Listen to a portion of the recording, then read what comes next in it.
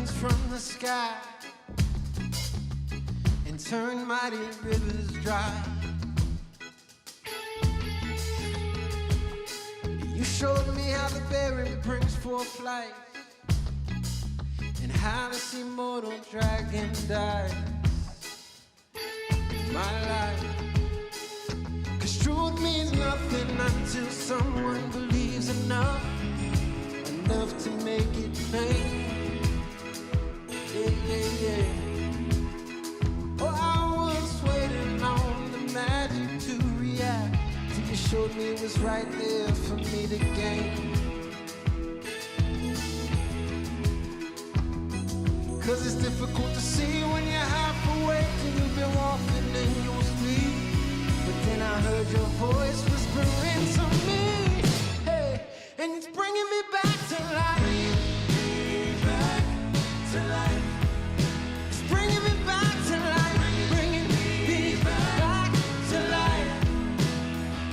All this time I wasted, thinking I was almost dead, but now I'm breathing. If my heart is racing, I feel the blood rushing underneath my skin. My whole perspective's changing, though I can never go back to the condition I was in. No, no, no. Lost in shadows, cut off by towers left in the dark. Hey, hey. Yeah, I was wounded by arrows, shot down to try to keep us where we are. Yeah, 'cause you can get used to living on the edge of death when you've been there for a while. But when I found your love, I wasn't scared to die. Now you're bringing me back to life. Back to life. You're bringing me back, bringing me back to life. All this time I wasted, thinking I was almost dead, but now I'm breathing. Hey.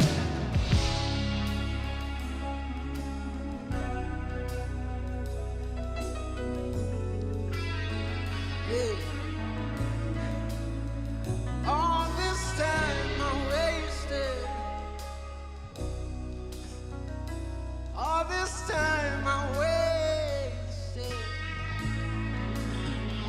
But you said I'll replace it. I'll replace it. I'll replace every bit of it. You breathe on me. Yeah, you breathed on me.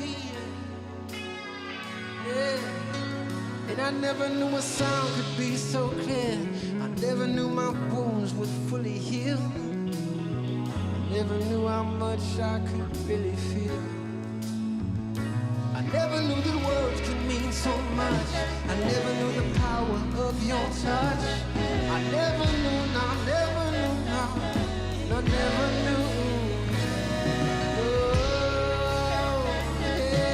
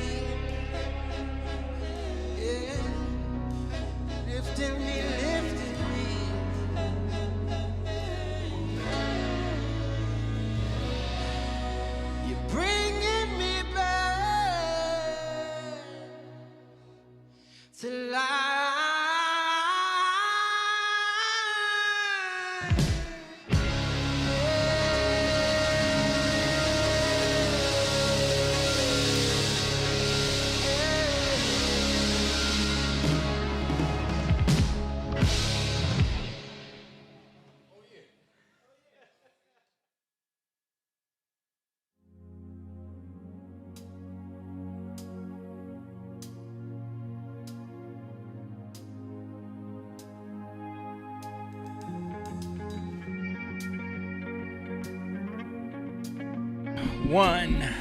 We're live. What's up, everybody? Check it out. We here. We're back. We missed a week, but we're back in the building. We had no producers last week, and we had barely any crew. Was that Thursday? Everybody was unavailable, man. I was available. I was available. We were available Thursday. I was not available. I was not available. But we're all available now. We're good. We're here. We're in the building. We appreciate you if you're tuning in already. You're watching Young Lion TV. Let's go. Young lion, everywhere I look, they dying. Everywhere I look, they dying. Young lion, everywhere I look, they dying. Everywhere I look, they dying. Young lion, won't you get up and stop fighting? Everywhere I look, they're hiding.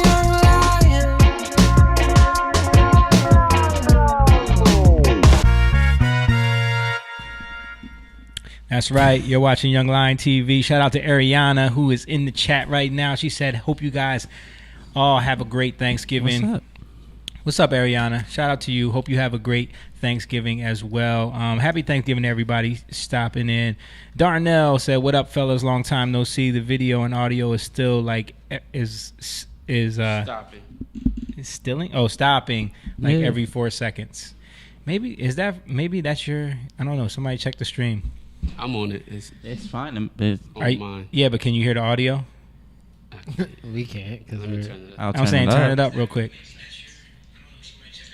Every 4 seconds. That might be your janky audio, your janky phone or internet, Darnell. I have it on mine. Actually, it's doing that. So I don't know. Oh, do you have an iPhone? I do. Okay. We'll check YouTube. Mine is good. I was gonna make an Android joke.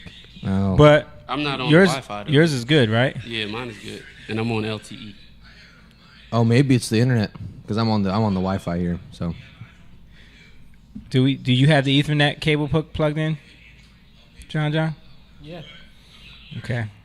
Mine's not stopping. He said probably mine. LOL.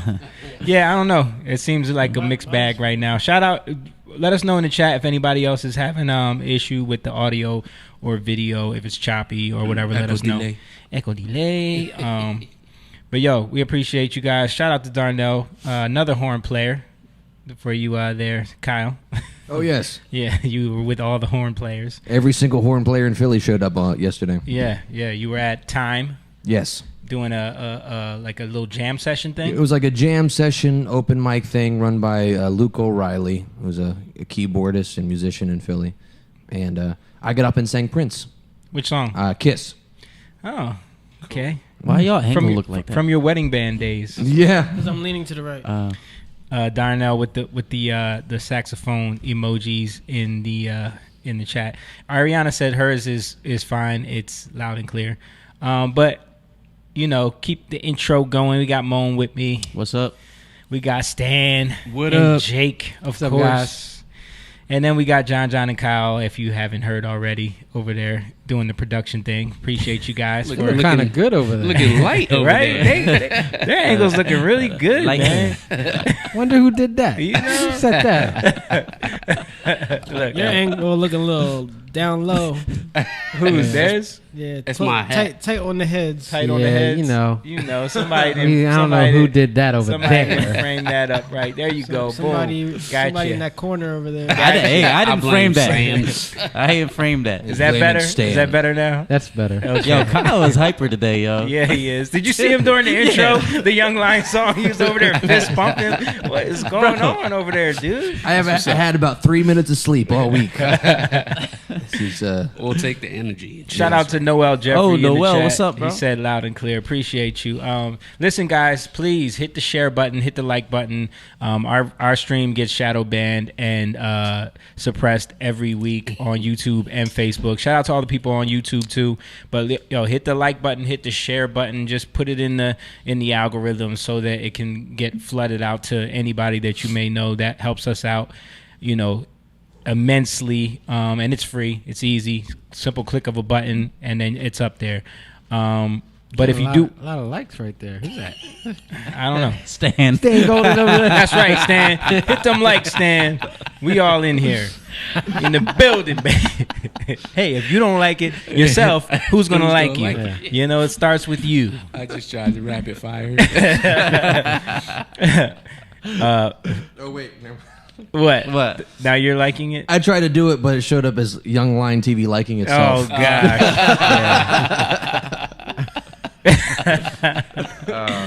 All right. Well, and if you want to support in other ways, if you really want to support what's going on here, because we have a lot of serious conversations, we try to bring a different point of view on certain things, a perspective that most people may be either too afraid to approach or haven't really heard before, especially in our community. So it's a more of a What do you mean by that? Our community. Our community, more of the like urban minority community and where we grew up in. You know what I mean?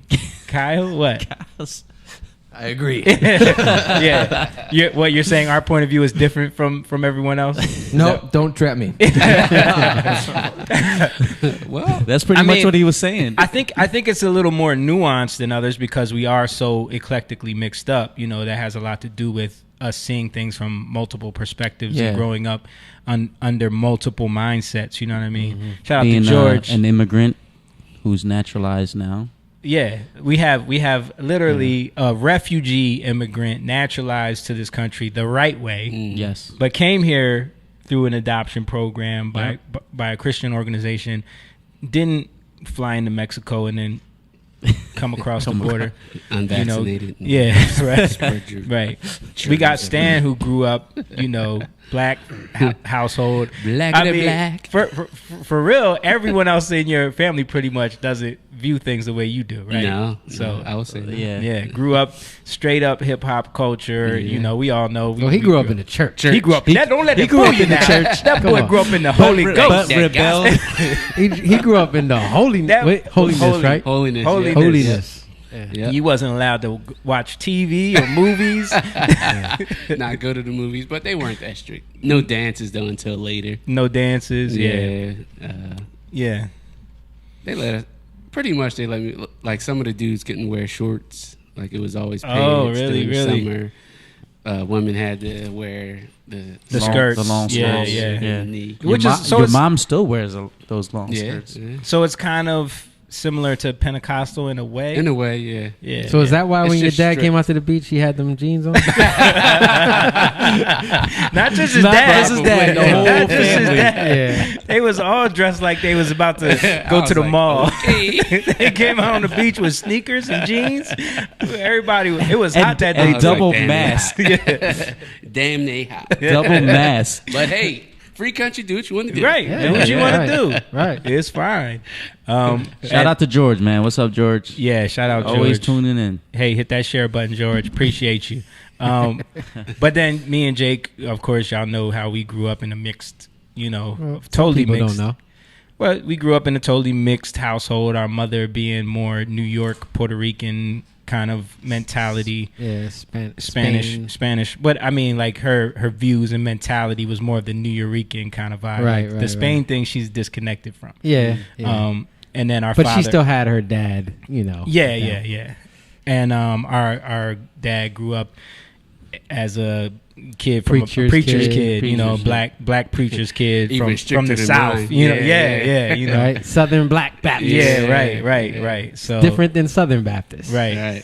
And our dad was different than your dad. Our dad was more of the like he pushed into us a lot of the like Black power mentality when we were teenagers. Our dad rebelled. He was the, preacher's kid. He became the musician. And Yeah. rebelled. And then our mom got remarried. Yeah. And To John's dad. A white man. John's dad. John. Yeah. So we grew up. We saw a lot of different aspects. Of they culture. were Irish. And Irish Catholic. What was Irish what was Catholic. your dad's political views? John? Our dad? Oh, his dad. My dad was Democrat. Democrat. Yeah, you're right. I Yeah. guess because those your are the- uncle was a Democrat. The early Democrats, not today's Democrats. Yeah, those Not are the Yeah, it's liberals. different. It's definitely different now. two different things. Yeah. Yeah, so we grew up in a whole spectrum of things. Yeah, and actually like came up buying into, like, I remember Dad took us to see Malcolm X when it was in the theaters. You know what I mean? Like he took us to see Black Panther. He took us to see Dead Presidents. Like he was always about like, you know, making us connect with who we were culturally. Yeah, you know what I'm saying?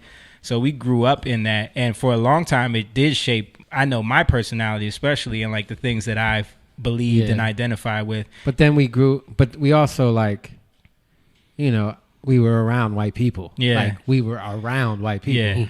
Yeah. John's family, which was almost our family. You know? Right. Our stepdad. So.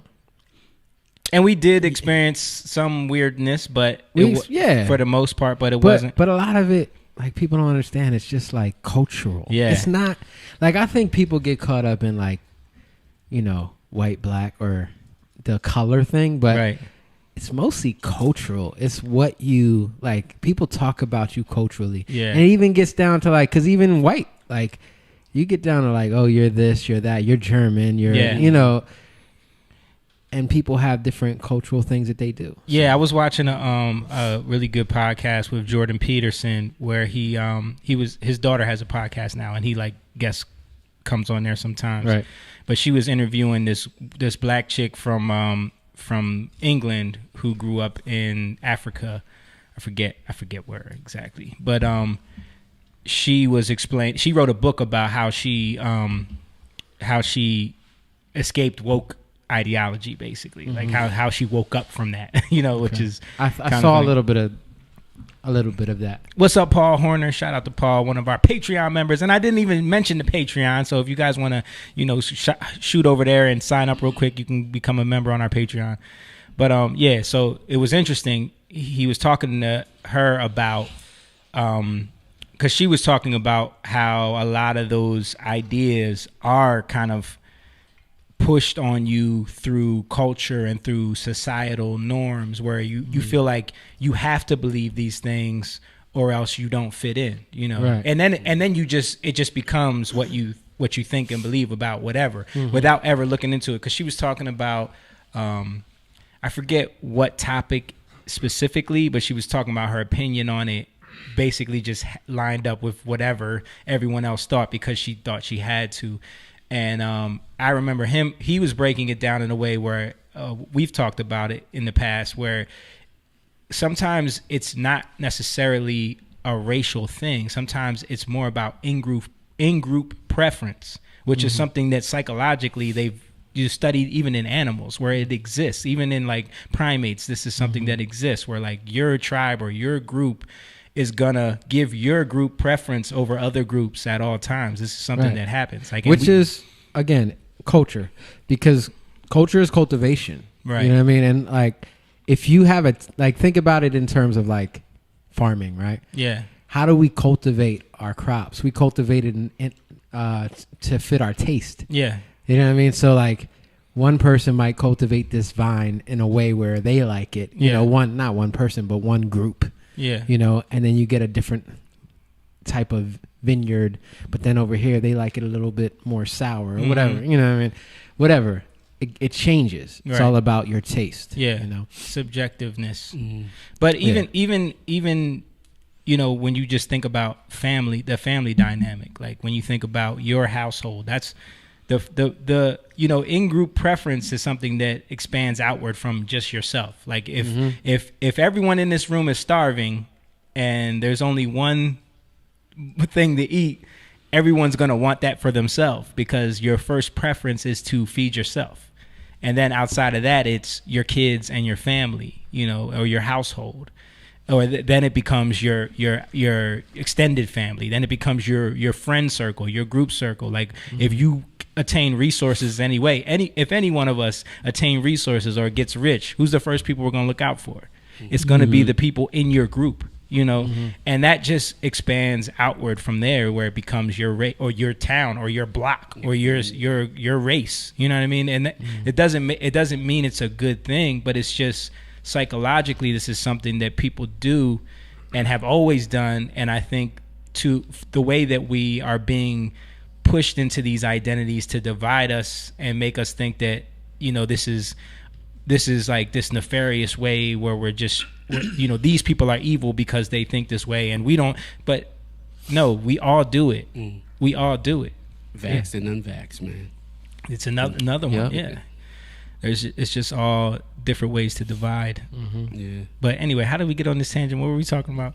We were talking about, the different. We were talking about the podcast and you brought up. Yeah, because I was talking about like our perspective on things, right? Yeah. So all of that plays into how we come to these ideas and conclusions, and how we've kind of like woken up from a lot of the in-group thinking, the group think that just becomes normal, because not only is it, I think, by design a lot of times, but it's also just by culture, or just becomes societal pressure. Like people always talk about, gender being a societal construct. Like not necessarily, I mean, certain things about it, yes, but the basics of male and female, that's what it is. But there are the epigenetics that you attach to it, right? You hear what I'm saying? Right. Like, that's those are the add-ons. And there are social constructs that exist that we impose on people. Yeah, those are the add-ons. Right. You know what I mean? Right. And it depends on the person too, because there's people that we went to school with who are African American. They don't really, they didn't come from, like the backgrounds that we come from. And I see their posts, I'm like, okay, you see what's going on. You see the division. Yeah. It depends. You can see outside of. I think for everybody, it's just about like certain thing. It could take just one, like this woman who wrote this op-ed, who it went like viral, like got millions of views, because it just took like one moment where she was something that woke her up from the spell. Going back to the Jordan Peterson thing, yeah. She probably asked herself a question or something. Like she specifically talked about, there was something, she made a post on social media, and some white dude that she was friends with or like familiar with or respected DM'd her and was like, let me just ask you a question, like, how did you come to this conclusion? Or like something, he just challenged her in a way in her DM, like, what made you post this? Right. And even him having the audacity to question her as a black woman, she felt like justified in screenshotting that, posting it, getting a bunch of likes, and getting a bunch of people to pile on and jump. And in the moment, it was just the idea of like, I want to feed my ego off of this opportunity, knowing that you would get that satisfaction. And she said at first for like 20 minutes when it was going crazy, and she felt good about it, and then immediately was crushed with like this sickening feeling about like how she fed into something like that and needed that validation. That's the issue with like social media. It's a drug, man. Because like I talk to people, like I'll write people sometimes, like when they're like really going hard, emotionally, and people I kind of know a little bit, and I'll just write them a little bit, and then some of them will be like heart what I say, or just like thank you. Some of them won't write you back at all. They don't want, because when you're in your feelings, you don't want to hear it a lot of times. Yeah. But it's really like, well, I'm always like, why do you feel that way? You know what I mean? Like, what is the meaning behind that? Because we don't ever get to that point. Like, what's the heart behind it? You know what I mean? Yeah. Why? What's going on? Yeah. A lot of people don't think about those things, and I think we need. That's the whole point of conversation, communion. Yeah. Community. Caring about why people think the way they do. Communism. No, I'm just joking. Darnell asked a question. He was like, wouldn't you say that racism is indeed a culture? It can be. Yeah, definitely. Absolutely. It can be. Definitely. But I think that the concept that it's the overarching culture that we exist in right now is false. Yeah. I think that if you're a victim of it and you try to fight against it because you're a victim of it, you'll never overcome it. Yeah. You know what I mean? Like if you see everything through the lens that that racism is the culture you're in, you'll never overcome that. Whenever you're a victim, you're you're feeding into that realm. Right. Like if you're a victim of it and you're offended, you've just entered into a realm and now you're trying to deal in that realm. Yeah. You can't deal in that realm and think you're going to overcome the realm that you're in. Right. No, you got to step outside of it. The only way you'll be able to defeat a realm is to be outside of that realm. And a lot of us, that's the trick. You know, I think like something happens to us, we get offended, and now our pride and our desire to want to be right or, you know, feel offended, we get caught up there. And like she said, later on, a lot of times, like, you know, you get into it. That happened to me today, actually. Like, I turned and I was going into Wawa to get gas. Don't always happen to Jake when he's driving. Yo, that's when you get tested the most, bro. Well, it actually wasn't me. No, I'm just saying, you always have these like moments where you realize stuff while you're driving and something crazy happens. Well, I was turning into Wawa and I didn't put on my blinker. So the dude... Selfish. I was talking to my wife and I wasn't, you know... Irresponsible driver. Hold on. Oh my goodness! It was a side road. It wasn't a major road. It was a side road. So just breaking the law. I believe in law and order, sir. First of all, I was making it say in the Bible to I wasn't going across the street. Obey the laws of the land. Anyway, so the guy like he's like mad like because so I'm making a right. So I guess he was gonna turn right. Okay. But I'm going towards him. Yeah. And he didn't know if I was gonna keep going straight or turn. Yeah. Which takes 2 more seconds. Yeah. You know what I mean? Right. So he's literally like 1.5 seconds. He's like doing all this. Yeah. And like he kept talking, so I'm like, I put down the window and I'm like, what's up? Like unless he got mad, I'm like, no, I want to know what's wrong. You know, I wasn't mad or anything. Yeah. And he was like, oh, no, you didn't put on the blinker. I was like, oh, my bad. I wasn't thinking about it. Yeah. Oh, no, it's okay. Like, then he's good. Yeah. You know what I mean? Like, right. That whole time. Right. It's not that big of a deal, right. but I offended him because he wanted to get somewhere. Probably that had to be it. Like, he's just like, in his mind, he got to get somewhere. But the moment I said, my bad, I'm sorry. Yeah. Totally good. You know what I mean? And even like you could see in his eyes, like he felt kind of bad that he got that mad. Right. And we do that a lot. We do that a lot. But imagine if you weren't able to do that and then you're like, oh, you coming at me. Now I got to come at you. And then everything just escalates. You know what I mean? Right. Yeah. And that's where. And that's when it turns into Simone. Hey, don't put that on me. No, but that's the realm you're talking about where you get drawn into. And now you're dealing with things in a realm that you shouldn't be in. Yeah. You know? That's what happens to a Kyle Rittenhouse. You know what I mean? Right. But we're going to talk about that later, of course, and get into it. Is the overarching problem with that whole situation. And you see how it's being used to just continue people in that same realm. Yes. And it's just continuing to stir up things. And now with this thing that happened in Waukesha or whatever. Oh, yeah. Waukesha. Woods. Is that his name? Jeffrey Woods? Yeah. But you saw when that happened right away. It's like you could see the news outlets trying to like, I hope it's not a black guy. I hope it's not a white guy. Like everyone is just like hoping that they can spin this to their favor. And every time it is, they don't say the color of the person. Yep. It's all a game. A red SUV sped through. I heard about it, but I don't know exactly. He drove. We'll get into it. We'll get into it later. But let's continue down this road that we're on right now. I want to get there. I want to say that. You know that the whole racism thing is a taught thing. So like we say, it's culture. So, but if you sit a 1-year-old, a 2-year-old, any of that age range, they don't see no matter any what of it. color they are, right? They playing together. They're loving on each other. They don't care about none of that. Yeah, and that's how you know it's taught. Sophia and Stanley come to the games a lot. Yeah, and then there's white families, because there's kids that are white that plays on Noah and Caleb's team. They're young kids and they're always playing together. You know what I mean? Like on the playground. Only see each other. Once? On Sundays, and they're friends. They don't see any of that stuff. Yep. That stuff is taught, man. It is. I mean, even again talking about the way we grew up. We grew up in a multicultural neighborhood, you know, and it was all kinds of races in that neighborhood, and you didn't think nothing. It was all about what are we doing? Who can we play with? Right. Like trying to find. And I've told this story on here before about that one family that came in and introduced that idea because it was taught. And when that little boy said to me, and I'm gonna say it for the point of the story, right. We don't play with niggers.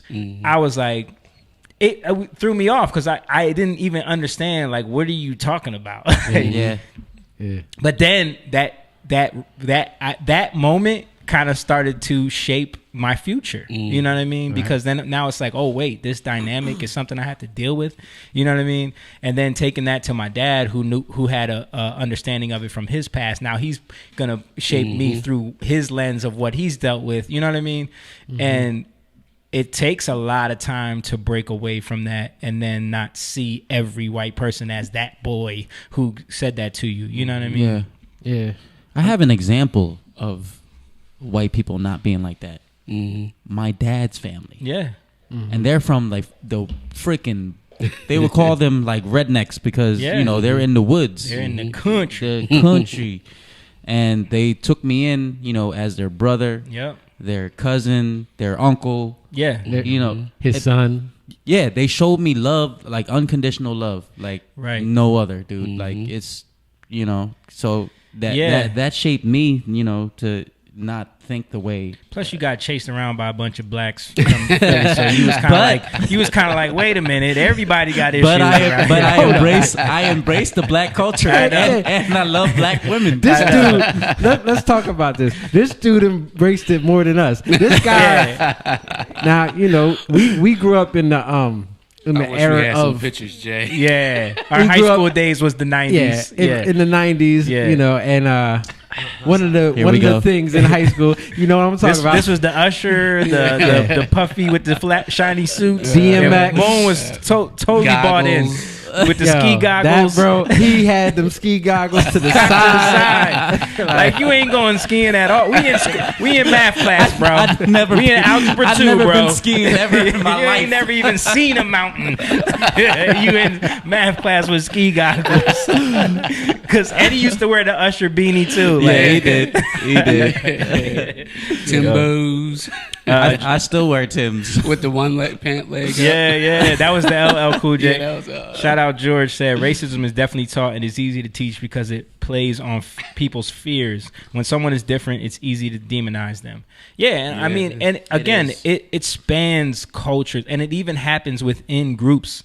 We were talking. Who were we just talking? I think it was at soccer. We were talking about the fact that our grandmother used to talk about Dominicans like they were just the scum of the earth. You know what I mean?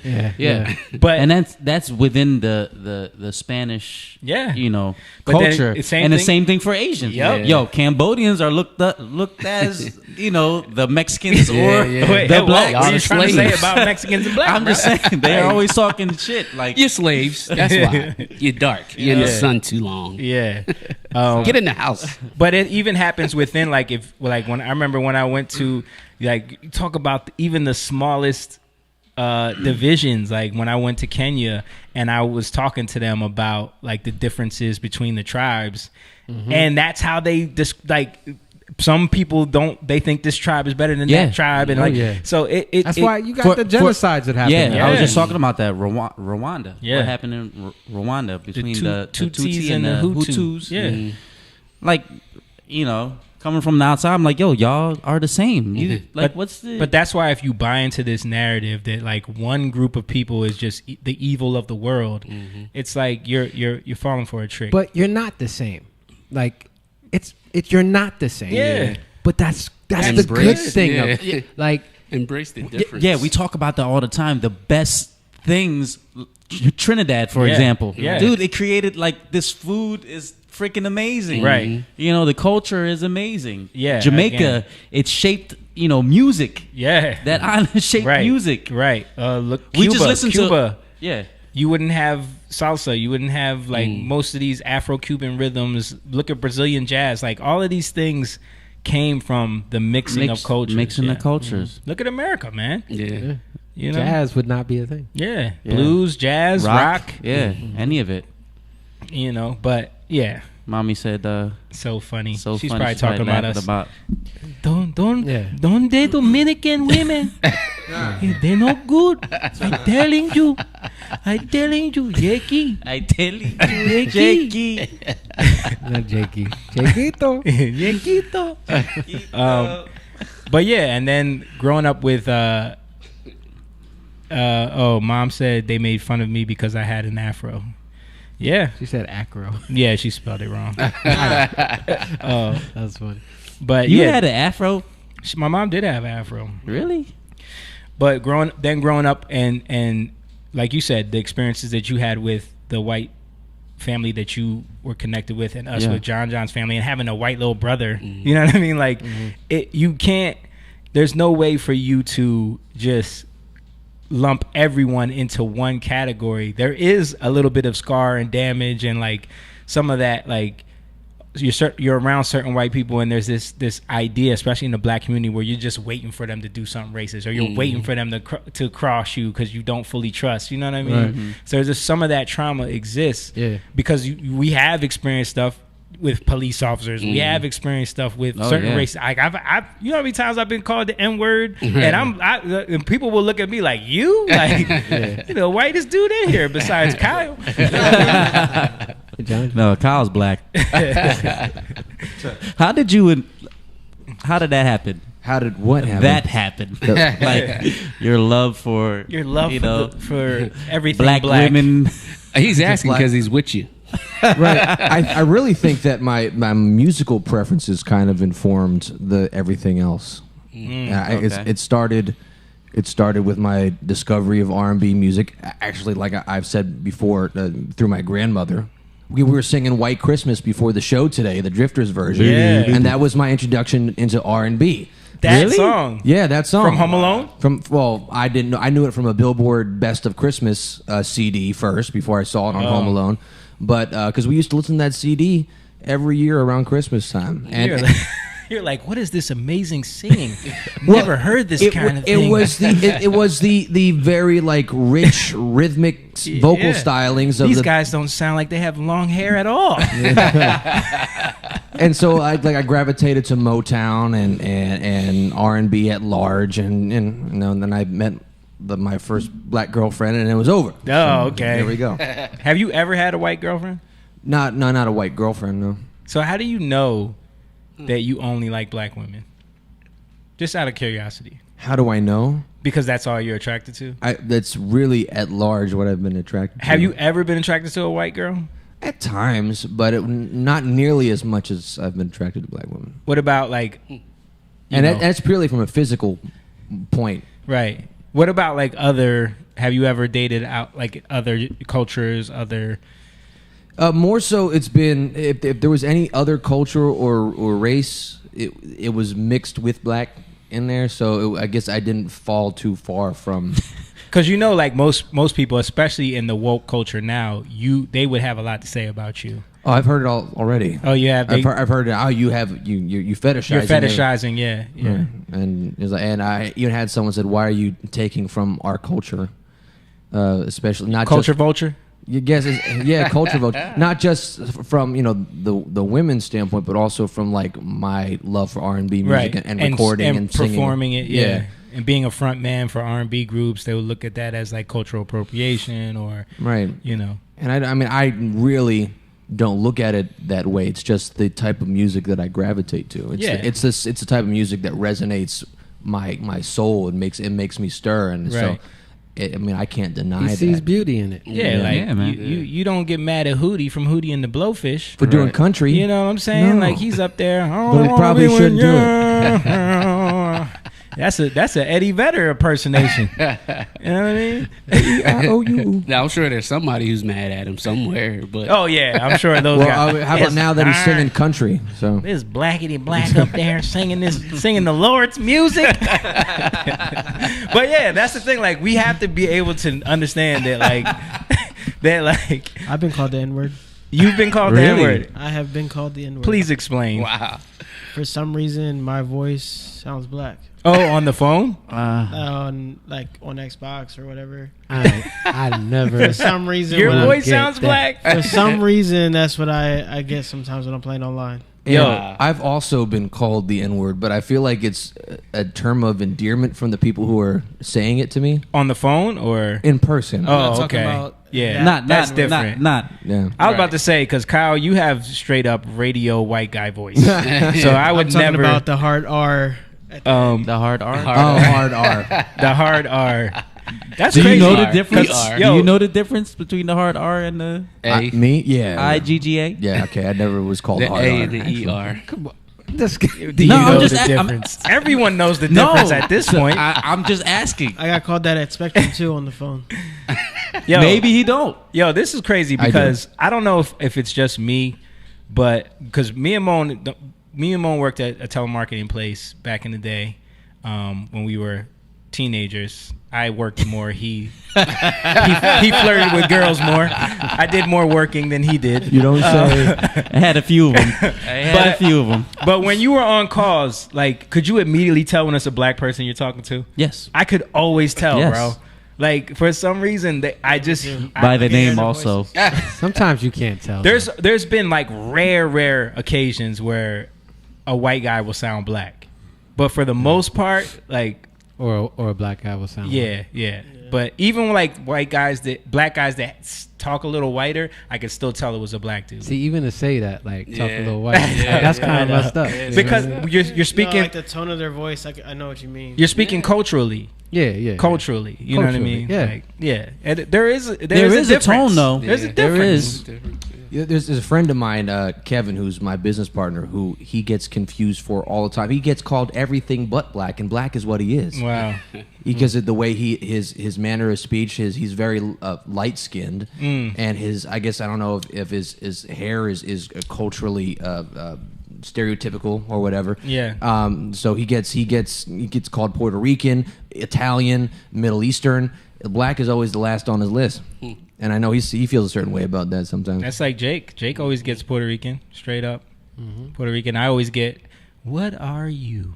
That's what I always get. You're racially and the ambiguous. guy on the intro video, on one of the intro videos, like, you look like a white man. Oh, no, yeah. She was talking to me and Butch. She's like, you're both very white, so I would say punk rock. And I was talking about the old white dude. He thought you were white too with the American flag. Oh, did he? No, he didn't. He didn't say anything about me being white. It was the girl. He said he liked Rihanna. He said I listen to Rihanna. And I've heard people who watch you guys come on my podcast before, and it's like, yeah, those white guys were great. On that. First of all, one is clearly Asian, and he's a dark ass Asian at that. So it's like, how do you? It is so funny because I guess because we sang By the River and Who Am I, and like it's like automatically the brain just people. But that's the thing. People always want to put you somewhere. They want to, because that's what's safe to them. That's what's comfortable. Right. When you don't fit that, they're uncomfortable. You know what I mean? Yeah. But that's the place where I think we're meant to be. Yeah. A lot of times. Yeah. You know, where you got to make it a little uncomfortable for people. Yeah. You know, because it stretches them. You know, I think we've learned how to be comfortable in that space where people people don't know what to think about you. Right. You know what I mean? Yep. We've learned you go how on to, stage. even from when we started. Like, I'm sure Kyle has dealt with this too, where it's like, oh, what's this white boy about to do? All the time. You know what I and mean? especially in church. Yeah. Right. You're supposed to be removed from judgment, I guess. But I can't. As we're going to go over in this podcast, sometimes they're the worst. and when we were out selling our CDs, we used to deal with that a lot. Like, those were the worst ones. Would be the worst, like as far as just judgy. But does it have Jesus in it? Right. Yeah. Do you say Jesus? Right. Every second. No, I say love, though. But I don't know, George, if we answered your question. Oh no, wait, what was that, Darnell? I don't know if we answered your question, but we just kind of went on a rant there. But all right, let's get into some of this stuff. because we're going on this long tangent about race, which is, it's a good thing. It's good, yeah. It's a good thing. George said that's me shaking my head. I get everything but Puerto Rican. Yeah, I hear you, y'all bro. mixed, man. Yep. I hear you, man. Puerto Ricans are so mixed up already that it's like I've met Pete's family. Yeah, the darkest Puerto Rican, Yeah. and I've seen the whitest Puerto Rican with blonde hair and blue eyes. Yep. Yeah. Yep. You guys are completely mixed. All right, so first thing I'm gonna get into is we gotta do what's new with Uncle Joe. Yes. What's new Our president. with Uncle Joe? I get excited for this. So first things first. Not my president. First things Simone. first. We're just gonna listen to this clip. We're just gonna listen to this clip of him doing what he does You don't have best. desktop up. Oh, see, We thought we were. we thought we were ready. We have audio, but we don't have visual. Here we go. In 5, 4, 3, boom. All right, let's see what Uncle Joe has to say. A lot of innovation. Because of the actions we've taken, things have begun to change. End of quote. In the past 3 weeks, the number of a lot of innovation. Did y'all catch that? No. Wait, hold on. Play it again. Let's play it again. I didn't Innovation. catch- Because of the actions we've taken, things have begun to change. End of quote. In the past 3 weeks, The Coke. End of quote. End of quote. He's reading the instructions on the teleprompter. That's when you stop. Oh man. Take a deep breath. He's reading the instructions on the teleprompter, bro. Come on, man. Oh my goodness. Come on, Oh man. my goodness. Okay. Cultural appropriation. Oh, what are you doing? Didn't he just turn 79? No, dude. How old is he? He's younger than Trump. Younger than Trump? Yeah. Oh, I heard. Okay, maybe SNL was wrong. I probably shouldn't take SNL seriously. You're listening to SNL, dude? Oh, Dude, no. are you serious? I heard Colin Jost say on SNL this weekend he just turned 79, and I was like, oh, is that true? I didn't look it up afterwards, so No. my bad. All They're right. not funny anyway. All right, let's take it. Let's see. Let's see that what was we got. Okay. So someone posted this up. This is also along the lines of what's new with Uncle Joe. Someone posted this up. A good old tweet from back in 2020 when he was talking all his trash. Mm-hmm. You know what I mean? He said, we're 8 months into the pandemic yeah. and Donald Trump still doesn't have a plan to get this virus under control. I do. And then Forbes last week, U.S. COVID deaths in 2021 passed toll for 2020. Yes. Yes. With the That's his plan. vaccines and Yeah. without the vaccine. What's up, Kyle? We just did a Google search. Actually, John did, and it says Joe Biden, as of November 20th, is 79 years old. Oh, wow. I didn't know he was that damn. old. 79? He is So how- 79 years old. He was born November 20th, How old is 1942. Trump? Younger than Trump is that. 75. Oh, man. I thought Biden was. Yeah, 4 years though. Come on. Yeah. Either way. He's- He's too old to be president. I was just curious what his age Did is. y'all see that Kamala was president for 2 hours? Yes, sir. I was going to Whoa, ask, hold was up, that what before, happened? my bad. Kamala was president for 2 hours. Was that before his colonoscopy or after? that was Colonoscopy. during During it. his colonoscopy. No, I meant the So- video. Oh, So what made he went into surgery? Yeah. they had to put him under anesthesia, so he had to So sign all over. his powers got He had to transferred. transfer powers over while he was out. To Kamala. Yeah. Kamala. You remember the text I said, pray for Kamala. pray for our president? yeah. You didn't- That's why. You didn't hear? Because he You didn't needs see to that wake back text? up. Yeah. No, I didn't. Because if she get in there and get a hold of them reins. Oh my good. Kamala.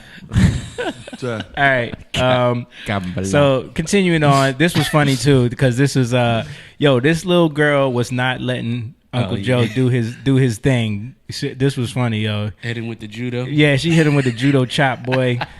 Look, he.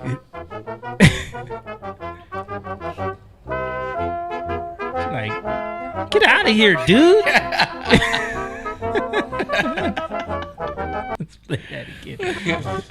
He's like, Gucci, Gucci, goo, Gucci. Get out of here. I seen your videos, bro. Get out of here. No sniffs for you. I seen that meme of you sniffing people. Remember how I said kids naturally play together? Yep. Kids naturally hit Yeah. this old man. Yeah, they know. Creeps. They know when They know creeps are creeps. coming around. Yeah, okay. So that was funny. That was in the life. Oh, so I saw this. This was funny as heck too. We talked about this with the other meme.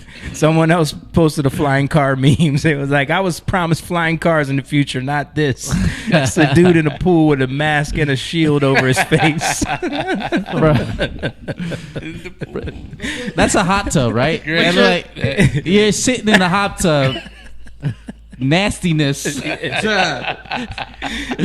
skin is so. It looks like he's bathing too. Like it only look like he's like rubbing. It just doesn't make any sense. It's just backwards, man. Yo, it's fear, down. man. This is what the media does to people. This is when you have a death toll ticker for like a whole 6 months, just showing people how many people have died. This is what you get.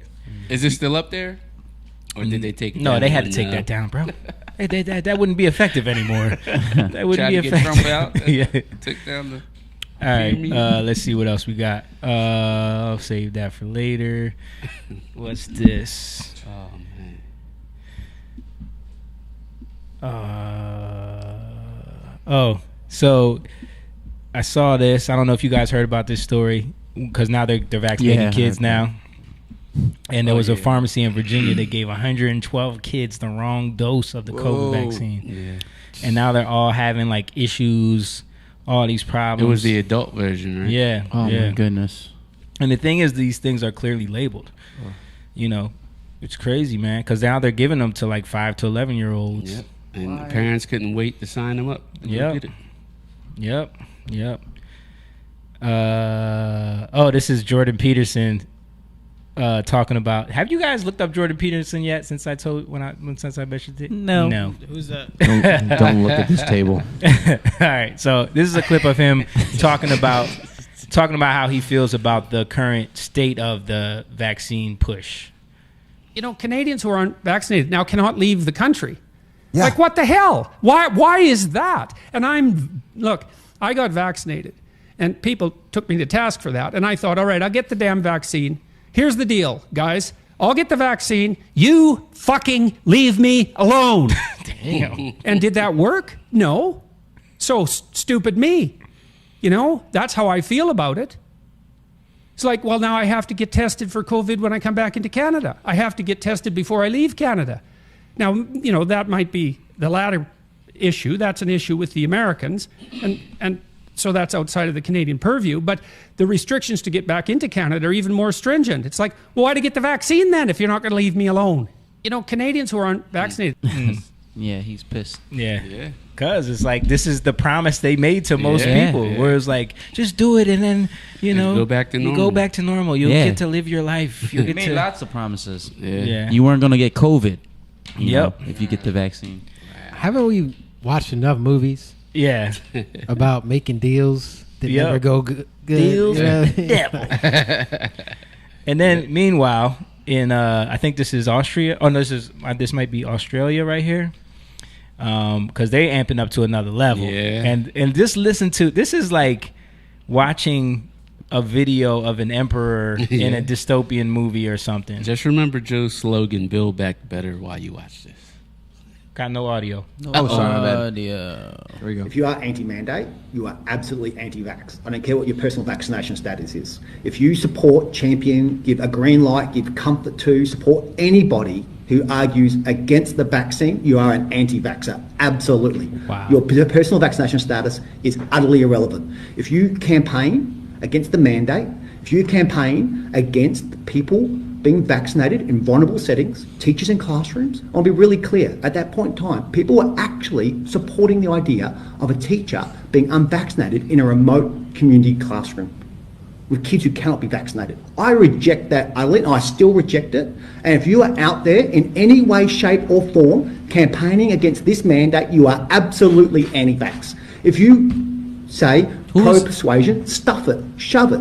We are absolutely going to make sure as many Territorians as possible are vaccinated. That is our best protection against this thing. And if you look at the Doherty modelling that's only come out since, that says if you double dose 80 in remote communities, 5 and up, I think you'll see our vaccine mandate is absolutely crucial to protecting lives, particularly Aboriginal lives. And I will never back away from supporting vaccines. And anyone out there who comes for the mandate, you are anti-vax. He is pissed. Do you believe in fixing feedback on a microphone? I don't. Yeah, right. Maybe you don't believe in that. No, but so who is this guy? He's I think the Prime Minister of Australia. But you heard about what they're doing now, right? And they're rounding up Aboriginals from like remote areas and bringing them into these camps that they built. Remember the camps that they built? Yeah. So they're like going into like the remote areas and rounding up people and bringing them into camps, dude. But they're trying to act like it's for their own It's good. for their own good because they don't have access to hospitals. Mm-hmm. You know what I mean? This is what they're saying. When people are showing, like, there's a hospital 20 minutes away. You know what I mean? But they're still, just going around. And this is how he's talking. You know what I mean? So you don't think that there's going to be some legislation around? He's how much he's using anti-vax and how he's equating that with all these other things. Yeah. What do you think they're pushing? I don't care if you're vaccinated at all. If you're campaigning against it, you're anti-vax. Yeah, but the fact that he's like, they have to put a label on you. Yeah. What did we just talk about? Mm-hmm. We were just talking about the labels and people got to put you in boxes and put you. This is what happens, and this is what fear does. Yep. They want to put you in a they want to put you in a box. They want to label you. Yeah. Paul is funny. What'd he say? This was like a while ago. He said, Kamala Harris.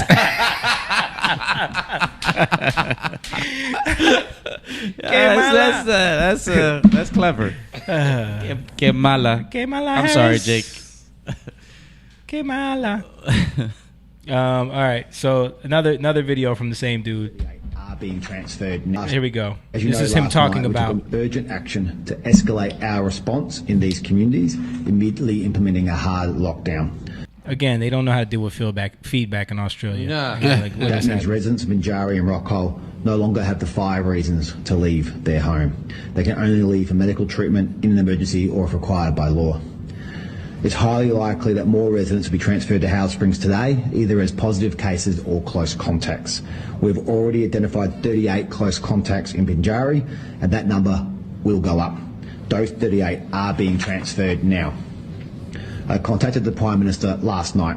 We are grateful for the support of about 20 ADF personnel as well as army trucks to assist with the transfer of positive cases and close contacts and to support the communities.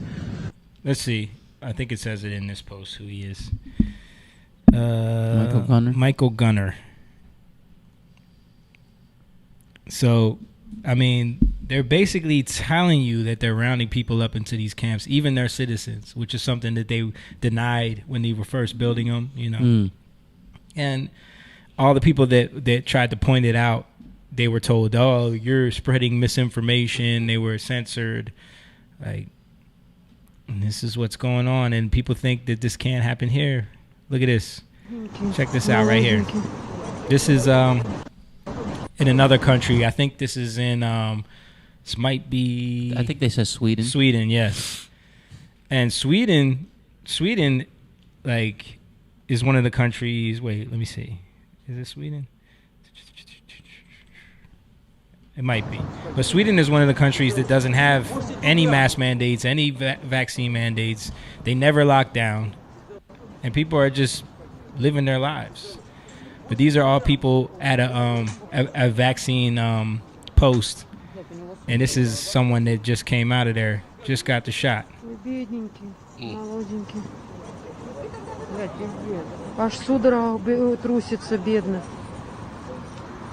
Sound like she's speaking Russian. Though, yeah, right? I don't think it's Sweden. But that's why I was saying that, because I think Sweden, like, look, this is Sweden right here. Oh, yeah. Maybe this is Sweden. That's that. why I pulled this up. This is Sweden. They just living normal life over there. Santa Claus with a white outfit.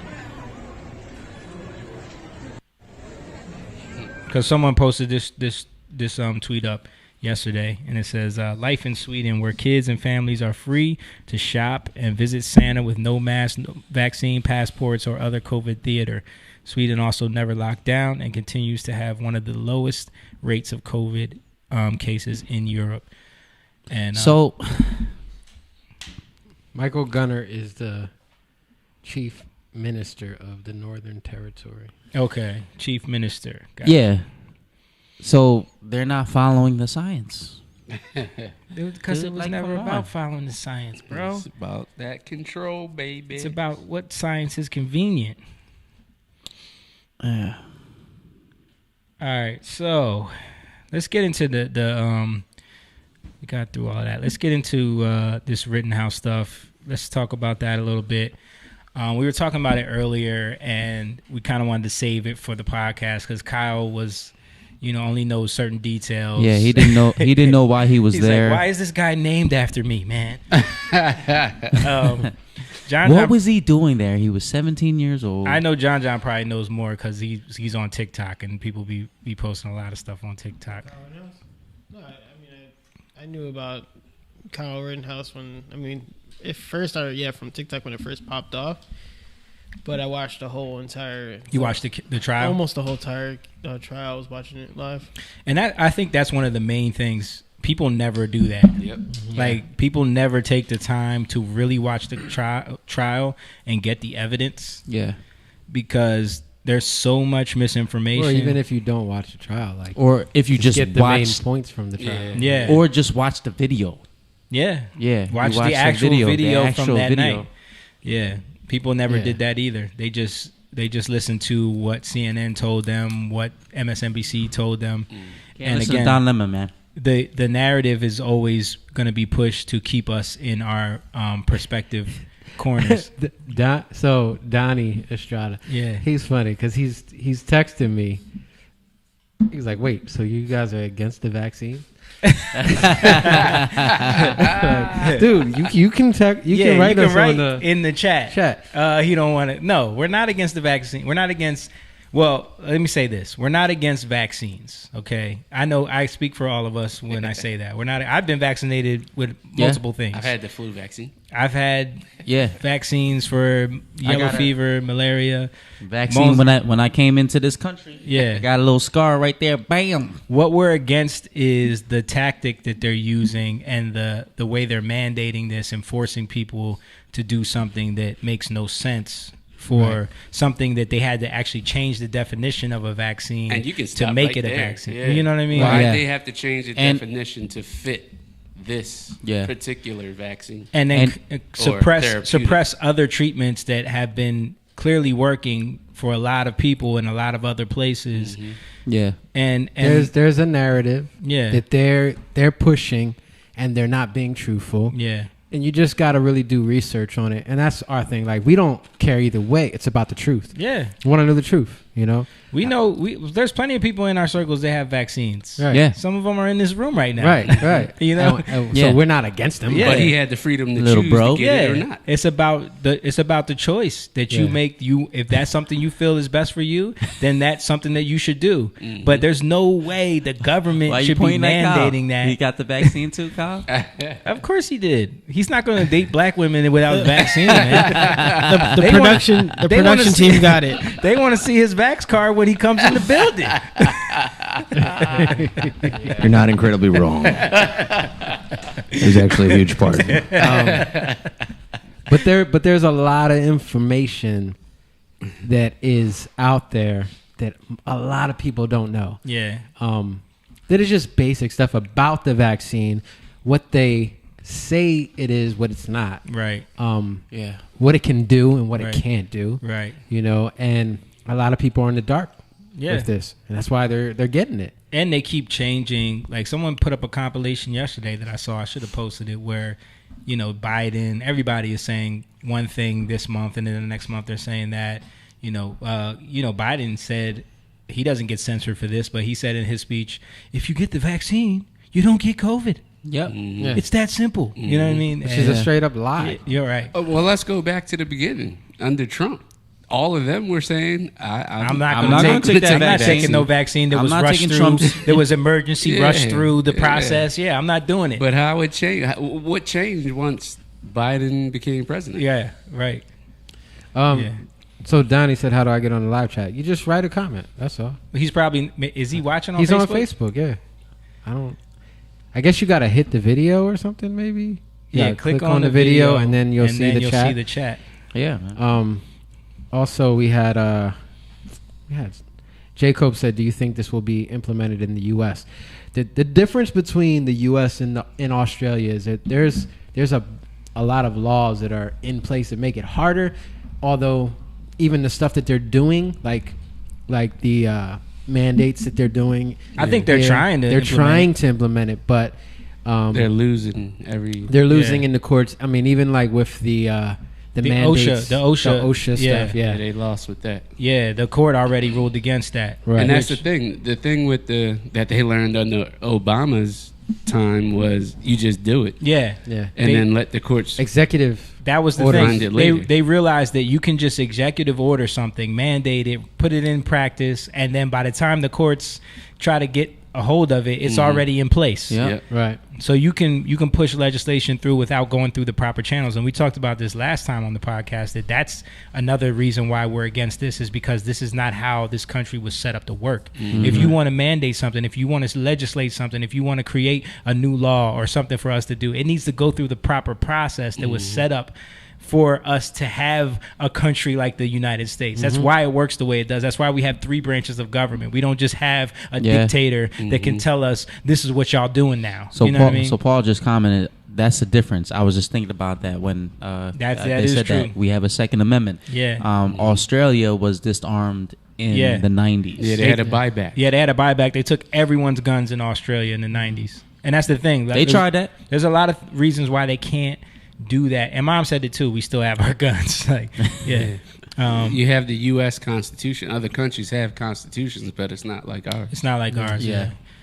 So that's the thing. And I think what they're trying to do is they're trying to get people to vote it in or just go along with it and agree with it. Yeah. They're trying. Enough. They'll push it. Because think about it. Laws mean nothing if you don't hold them. Right. It's just like the Kyle Rittenhouse trial. The prosecution was trying to do some straight up unlawful stuff. Just straight lying. Straight or manipulating videos, I mean, just what I'm saying is straight unlawful stuff. Like that thing where they tried to question him about his remaining silent. Yeah. That's what I mean. The judge should have declared a mistrial right there. Yeah. But he was trying to let it go through the proper, the jury. But I think I said this to y'all at Jake's birthday party, but I'll say it on here.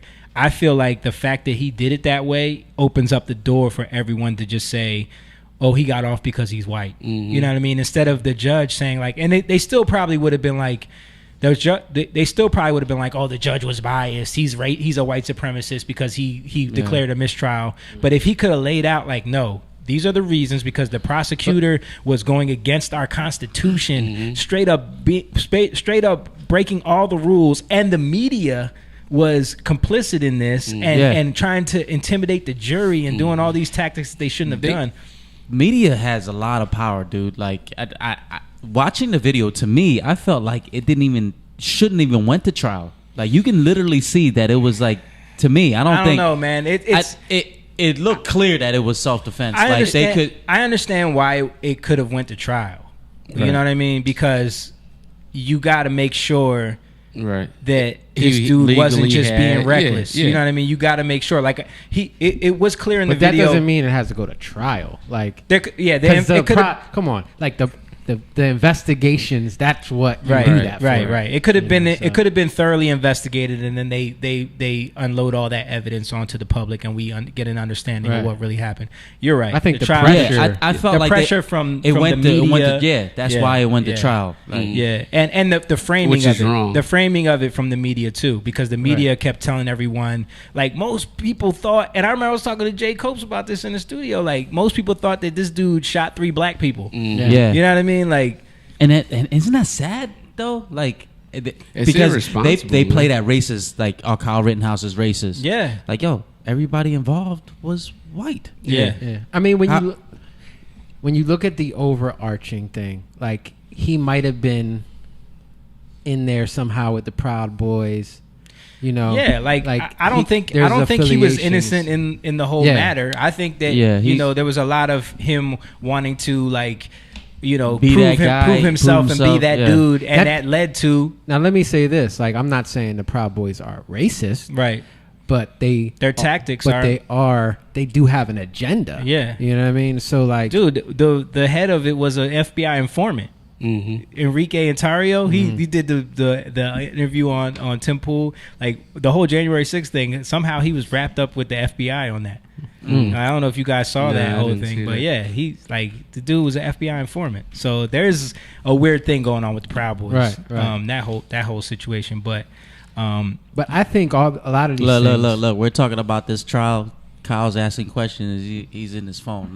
Kyle's over there, not he don't care about none of this. Yeah, I thought he had questions. Yeah, I thought you had questions. What were the questions you had about why he was there? Yeah, why was he there? Why was he there in the first place? I didn't quite know the backstory. So this is another misconception from the media, because the media, when they first started talking about this case, they said that this guy drove in from another state, crossed state lines to come and bring a gun to a protest illegally, and just brandish his weapon in front of peaceful protesters. To stop peaceful protesters. No, the reality of it is he's from Kenosha.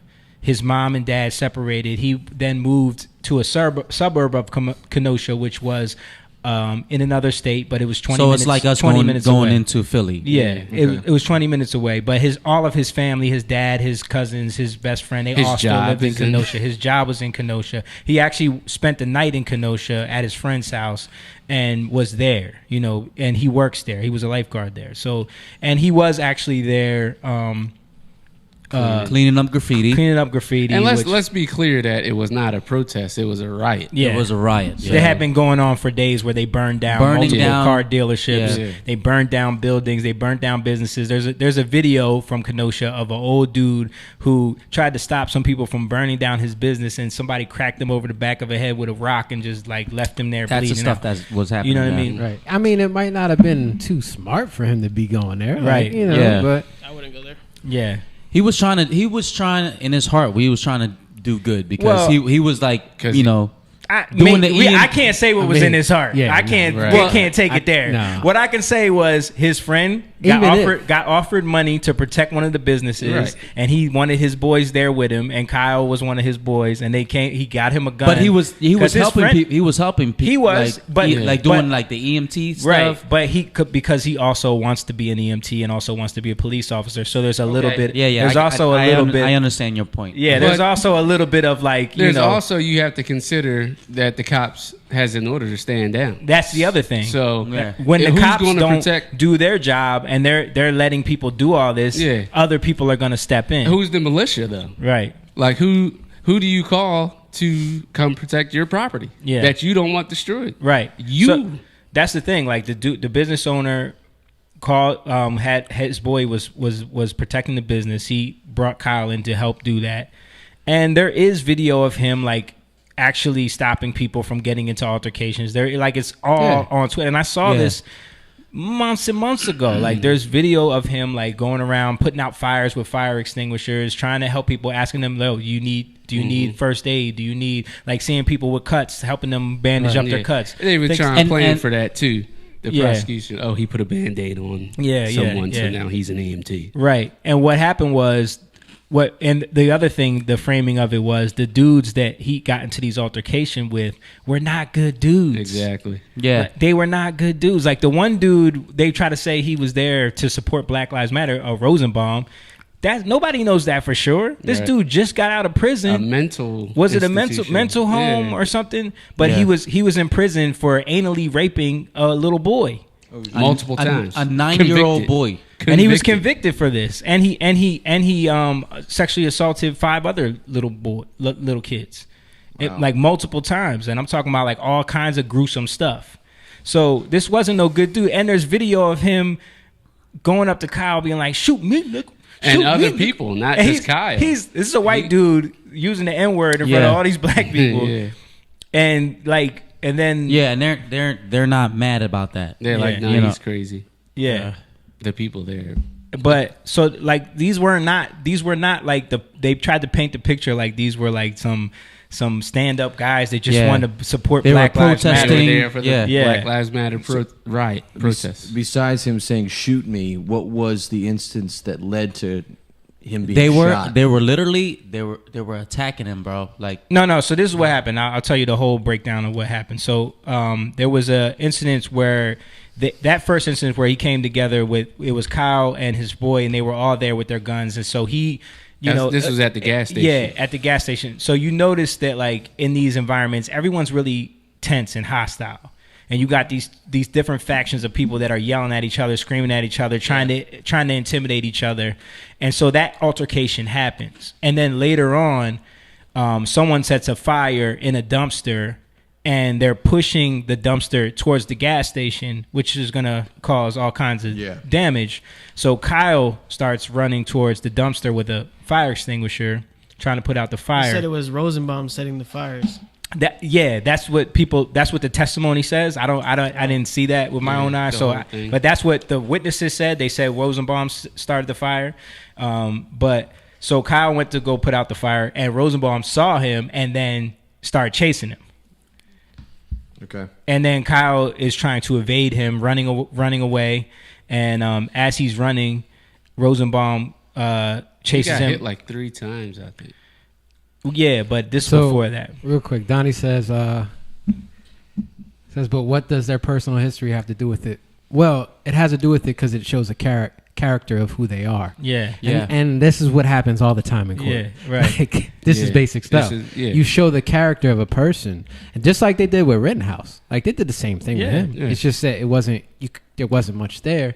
Not only that, it shows you like, because people are saying, what was he doing there? Like Rosenbaum was not there because of Black Lives Matter. He was there to be involved in a riot. He still had his bag from being let out of wherever facility he was in his hand. Mm-hmm. That's what he threw at Kyle, right? And when you watch the videos, I mean, it's obvious. Like, especially with Rosenbaum. Yeah. Like, it's obvious this dude is looking for something. He chased him down and then cornered him in that parking lot, and then Kyle turned he turned toward him once and tried to like scare him by flashing the gun at him.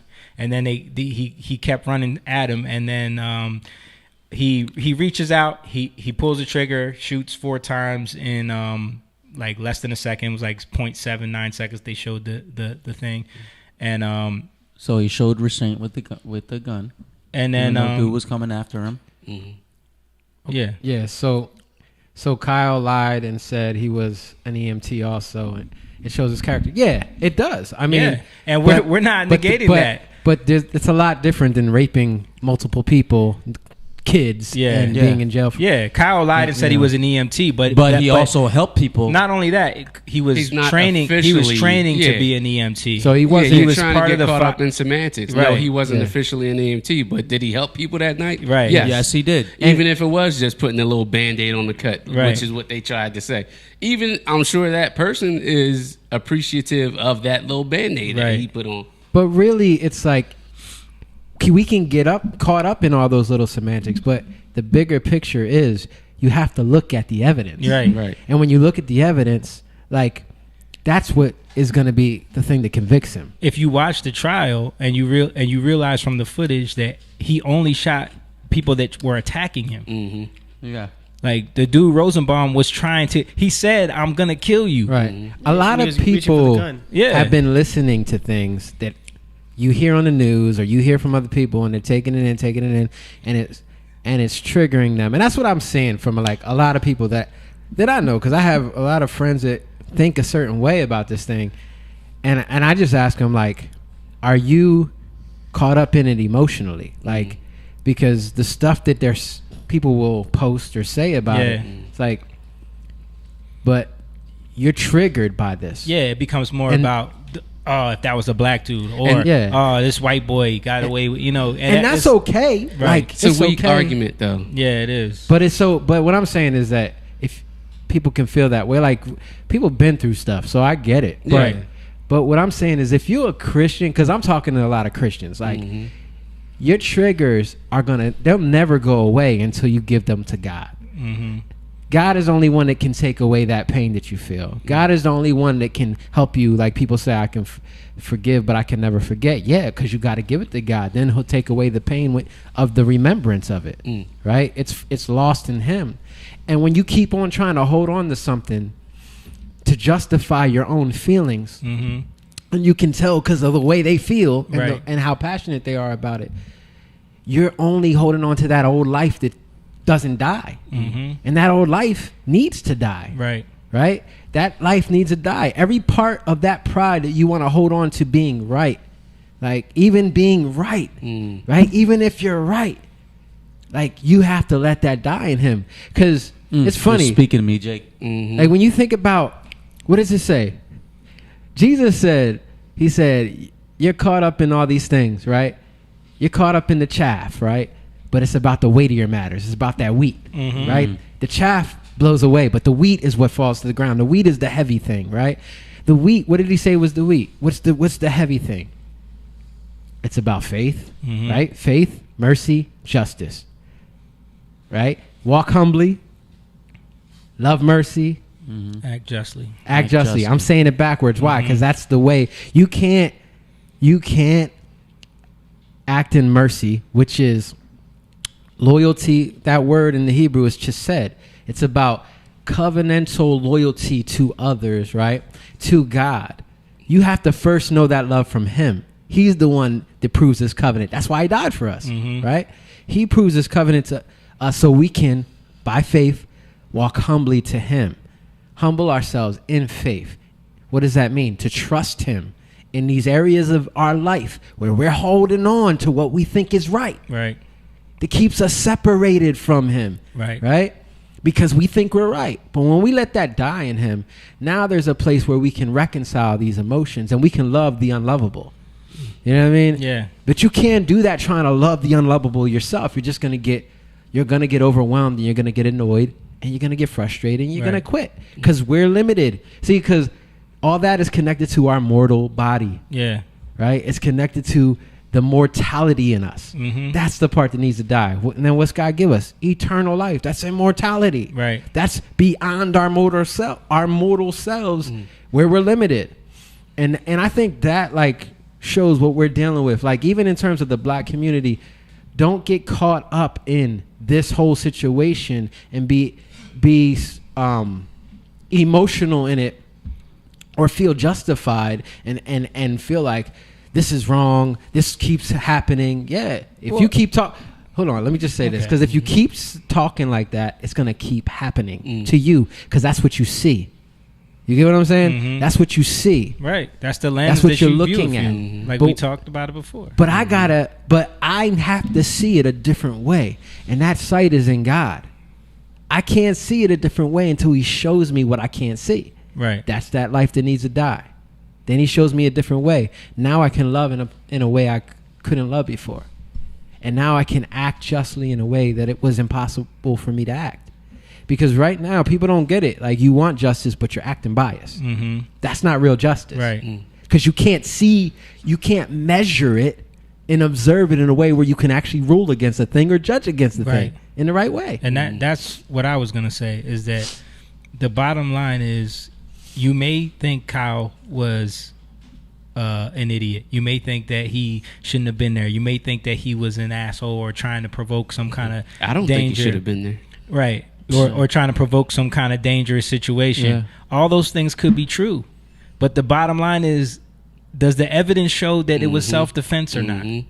Yeah. And that's what we have to, like, we have to look at that and be unbiased about that and understand that this is why the man was not seen as guilty, but also see that the media is going to try to frame this in a way where we keep divided, because the fact that we're breaking down the way the media is spinning it towards him being a white supremacist, because that's the main narrative that hits most people, especially in the black community. Yes. But on the other side, they're trying to paint him as some kind of hero. Which is wrong as well. Right. You know what I mean? And both of those things are wrong. Right. But it's about being able to see through those biases and just being like, all right, well, what is it though? Yeah. You know what I mean? And being able to be honest about that and not being pulled into the emotion of, well, I side with this bias or I side with that bias because it aligns with all of my talking points and ideologies, because all of the conservative media sources want you to, it's about 2A and it's about, you know,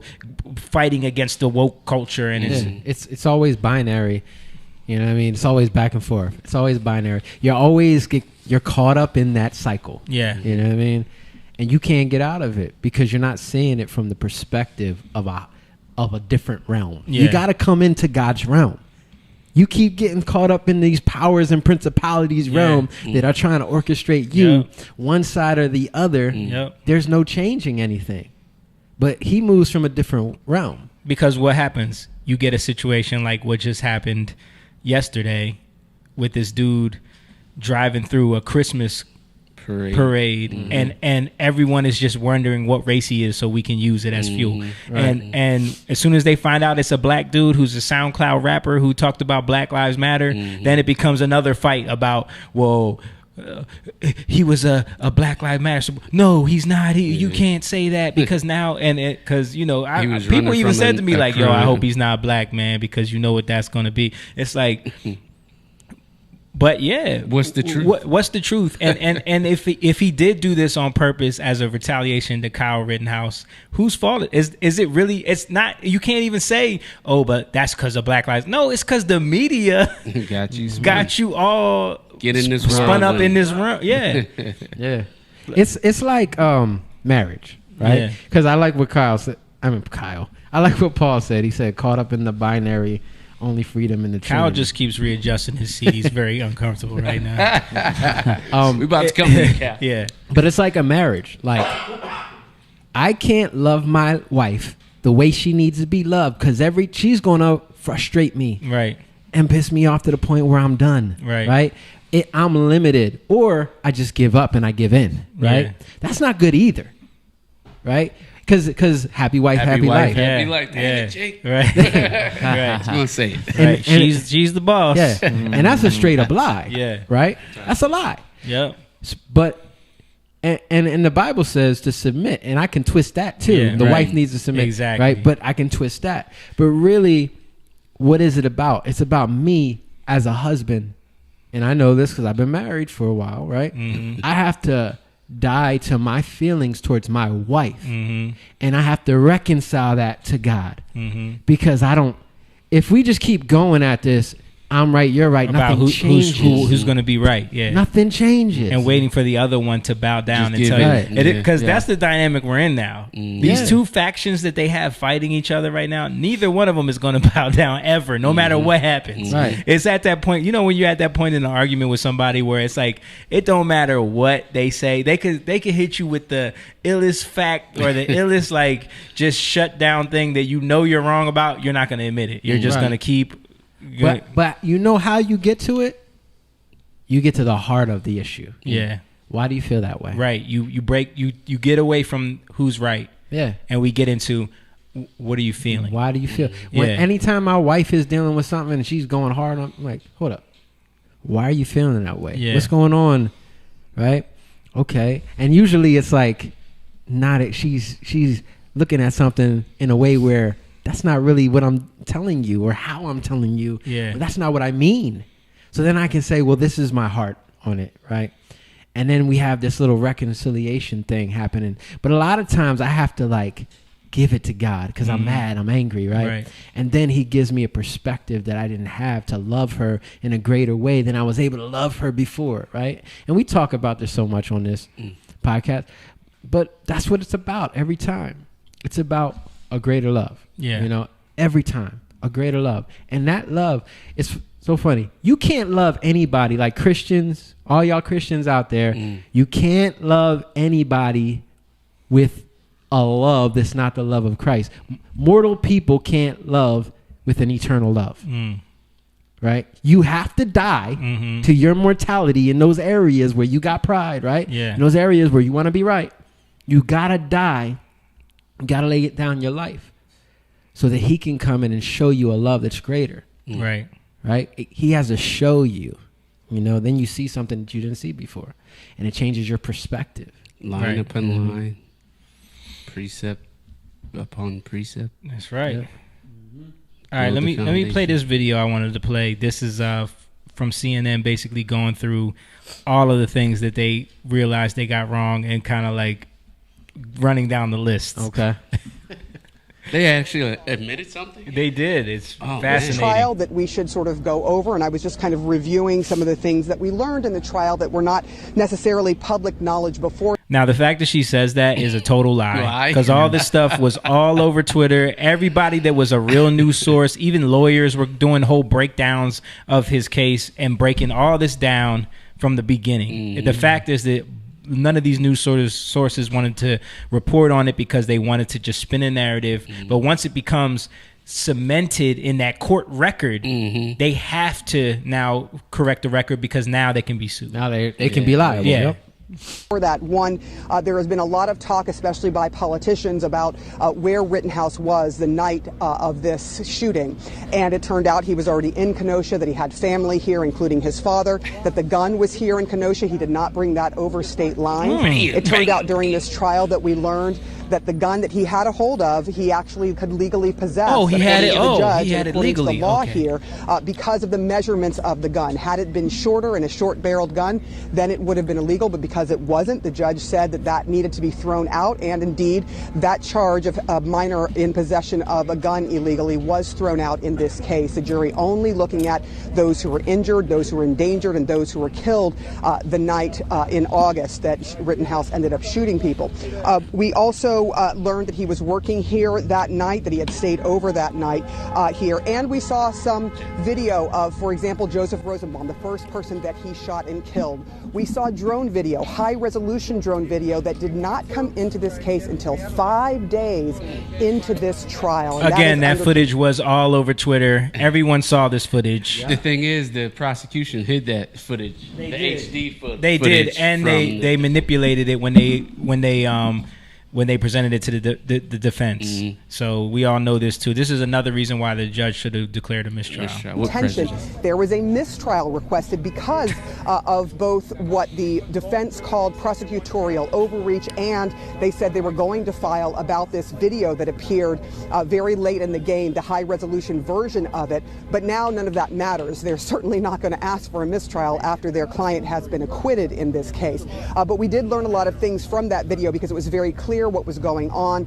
There was a video of Rosenbaum chasing after Kyle Rittenhouse. Bam. I just want to point out, this is not Fox News, guys. This is CNN. Okay, just so you know, because y'all be like during this time when he had his gun, and at one point Rittenhouse levels his gun at Rosenbaum. Rosenbaum continues towards him, and as he gets close to Kyle Rittenhouse, Kyle Rittenhouse fires his gun several times. We learned also in the trial that he was hit 4 times, and obviously this is a AR-style rifle that has the capability of firing very quickly. But we have also learned that in this case, we saw one of the only person who was shot and did not die that night from Kyle Rittenhouse's. And they didn't mention Hubert because that was clear that he hit Kyle over the head with a skateboard twice, and that's why he got shot. Gun, and we heard from Gage.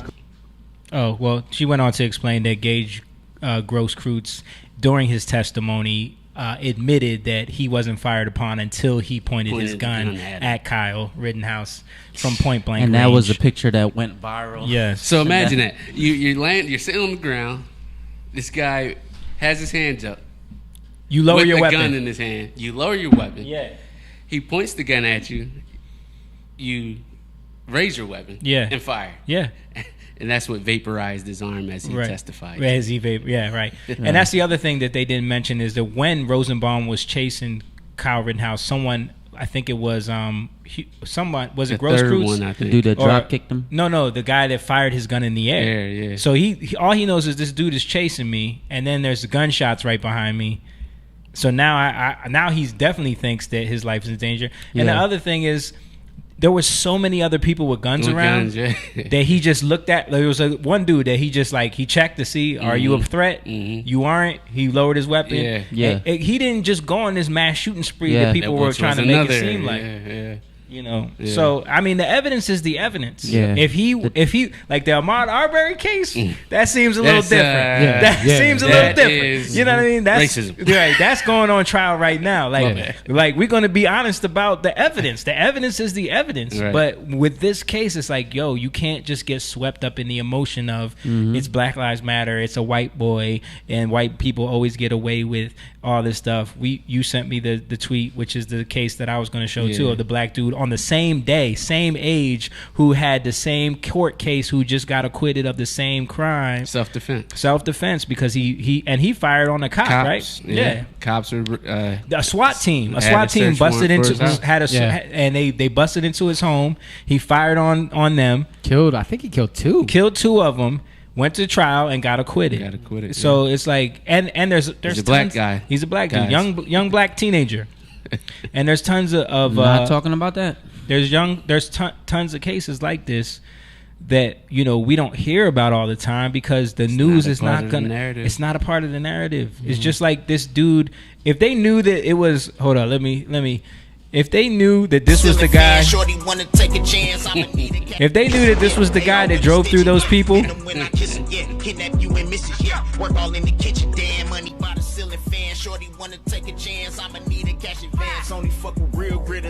okay, if they knew, they wouldn't even have reported on it. They would have just like, it would have been a little blip. Oh, casualties at the Christmas parade, you know. But they had to report on it because it might have been a Trump supporter. Please. You know what I mean?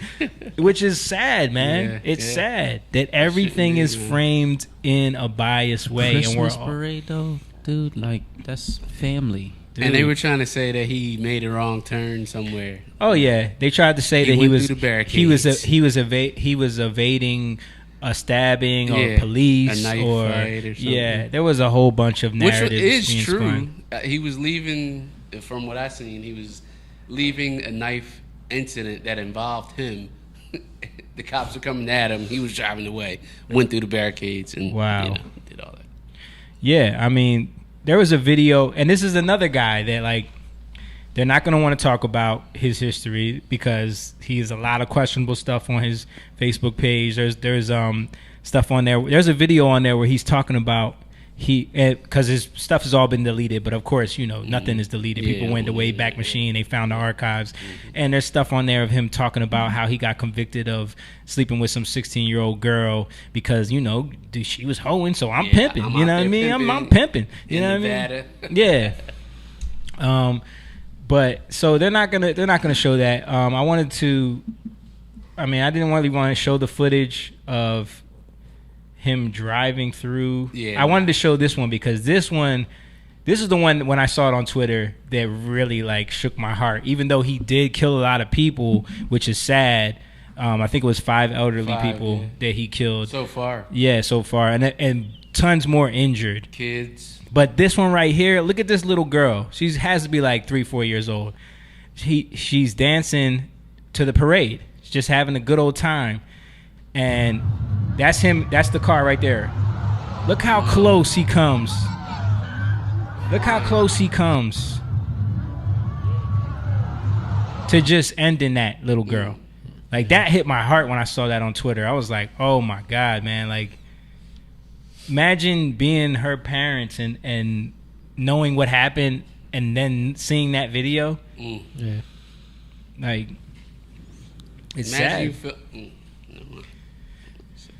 But it's and the other sad part about this is that we can't even honestly deal with this because everything is being spun up in us versus them type of thing. Like, dude, when this first happened, immediately on Twitter, I saw a bunch of journalists, a bunch of like left wing pundits saying stuff like, "Well, I guess he was just afraid for his life in that crowd of people. This is self-defense." You know what I mean? This is Wisconsin, because this is in Wisconsin. This is Wisconsin. No, that SUV was just defending himself against that violent crowd. You know what I mean? Like, are you serious? Yeah. That's crazy. That's what happens when you're in an upside down world, man. So they're trying to immediately make the comparison. Yeah. Like, this dude shouldn't be prosecuted, but, you know, it's racist to prosecute him because he's black. if Kyle got acquitted. Like, how are you equating the Yeah. two? Nope. There's no comparison. It's not the same situation, first of all. Yeah. I just want to know the truth about the whole knife thing. Like, what was he running from? I don't think he was, man. I think that was made up. Let me show you this right here from Occupy Democrats. Uh-oh. So they had this tweet where they had to make a correction, right? Last night we tweeted out initial reports regarding a possible car attack in Connecticut that turned out to be false. The motive/political alignment of the driver remain unknown. None of the victims were hospitalized. We sincerely apologize for the mistake. Now, I'm pointing this out because we've seen a real car attack where they would not talk about who this dude was. They didn't want to, they were saying a car injured 40 people. Mm-hmm. You know what I mean? Like, they were literally framing it like this. Not a black male, not a white male. Right. So let me go back so I can show y'all. This is the tweet. This is the tweet that they put out before they knew any of the evidence, right? A Trumper, emboldened by the Kyle Rittenhouse verdict, plows into a crowd of peaceful protesters marching against Rittenhouse acquittal in Connecticut, injuring 6, including a 60-year-old woman who is now fighting for her life. He got away. Retweet to help the police find him. Okay. So then they issued their correction. Let me see if I can find the video so y'all can see what this really was. Oh, I had it, man. Hold on. They said a Trumper? Dude, it was literally, I wish I had the video so y'all could see how ridiculous this was. There was probably 7 people like standing in the middle of a street protesting with their signs, and a car drives up to the light and approaches them, and they try to block him, and then he just drives around them and then just slowly keeps going and then makes a right turn. That's one was touched. Nothing. Wow. At all. Complete lie.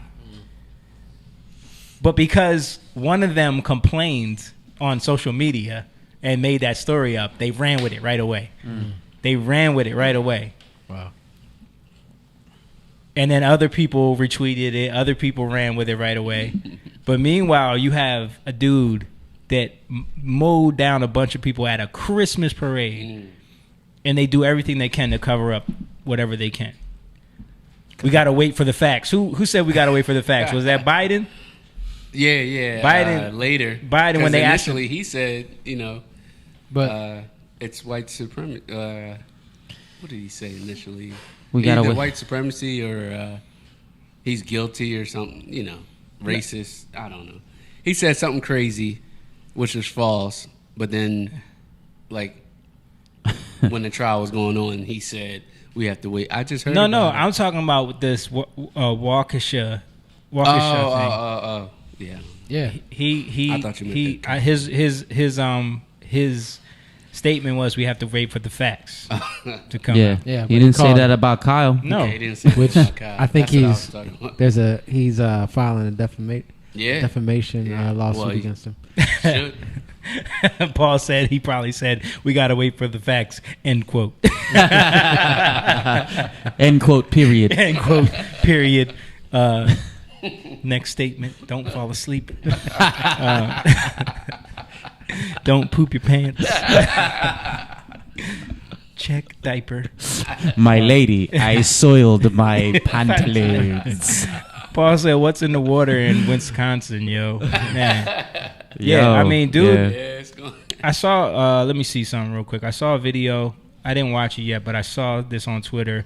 Breaking moment: Waukesha massacre suspect arrested, caught in ring video as he tells homeowners he's just waiting for an Uber. Let's check this out. I haven't seen this, but I saw it on Twitter right before we went live.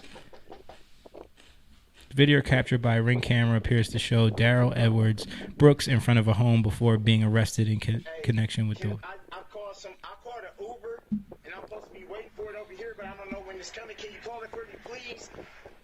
I'm homeless. Can you what? He asked him to call an Uber for him. I think he's mentally ill, bro. Yeah. Speaking of mentally ill, did you hear about Rashida Tlaib talking about they want to get rid of prisons, federal prisons over the next 10 years, the bill that she sponsored, but then somebody grilled her on it, and she's like, yeah, but do you know how many mentally ill people are in prison? And then he was like, no, you're talking about releasing child rapists. Yeah, right. And all that. Yeah. And she's like, yeah, I know, but they're mentally ill. But she sponsored the bill. What?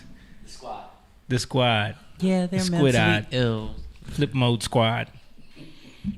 All right, let's see this. So he showed up to somebody's house. Your sister's watching. Shout out to Sonya. He showed up to somebody's house and just rang the doorbell and asked them to call an Uber, and then the cops came, I guess. Yeah, I think so. So I mean, clearly something's not right with dude. Yeah, he seems like he's. Is this after? This is after. Oh wow. This is after.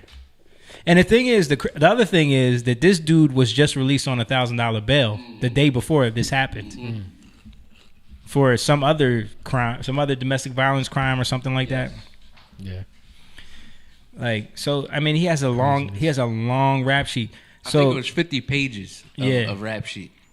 So Pages, this dude has issues. Mm-hmm. So it's like yeah, this happened at a terrible time, but everyone wants to connect it to the Kyle Rittenhouse thing, which is annoying. It's just annoying when you see what everyone's doing. Yeah, it's annoying, but that's the point. Frustrates you, dude. Yeah, not gonna get me. Yo, I really wish I could see this video. Oh, here it is. Here it is. Look. This is the video that they tried to claim all those people were injured and killed.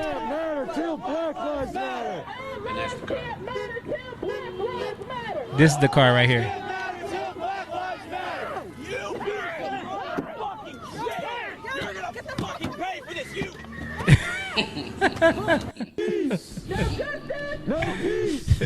He was just trying to get home. Yeah. So now let's go back to their initial tweet, just to see how they run with stuff. First of all, how did they know? A Trumper emboldened. Like, there's so much opinion in this. A Trumper emboldened. Like, they had enough time to ask this dude, hey, why are you doing this? Kyle Rittenhouse, I'm emboldened.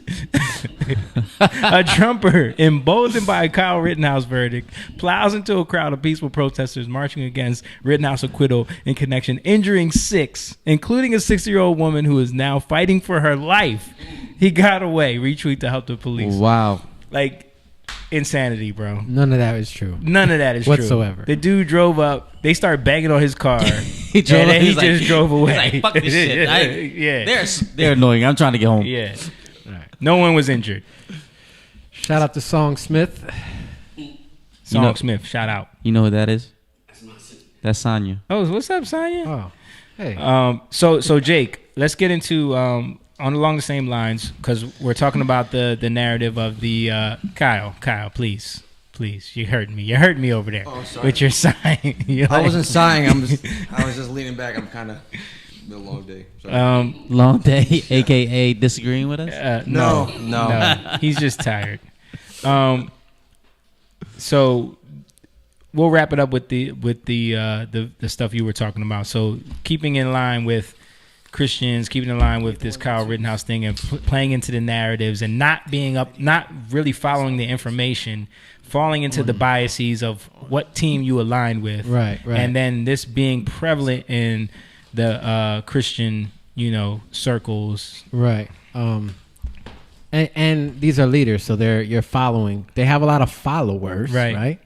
Whether it be gospel or leaders in the church, preachers, bishops. TD Jakes. I don't know what he is exactly. I know he's a pastor, but exactly what he is, I'm not saying that disrespectfully either.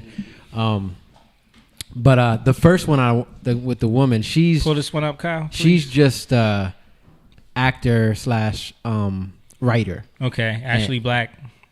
Yeah, Ashley Black, and what she says: casual racists become the juries that set murdering racist free.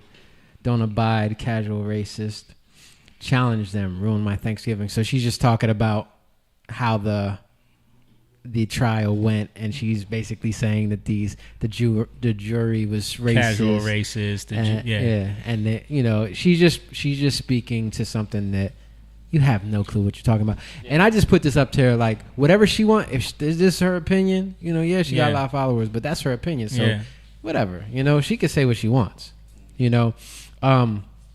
And if it's a lie, like, well, she's accountable to that. But when you got, like, if you say you're a Christian and it's about speaking the truth and you aren't really, like, paying attention to what you're saying, being responsible for what you're saying, just coming up with some stuff, that's a problem.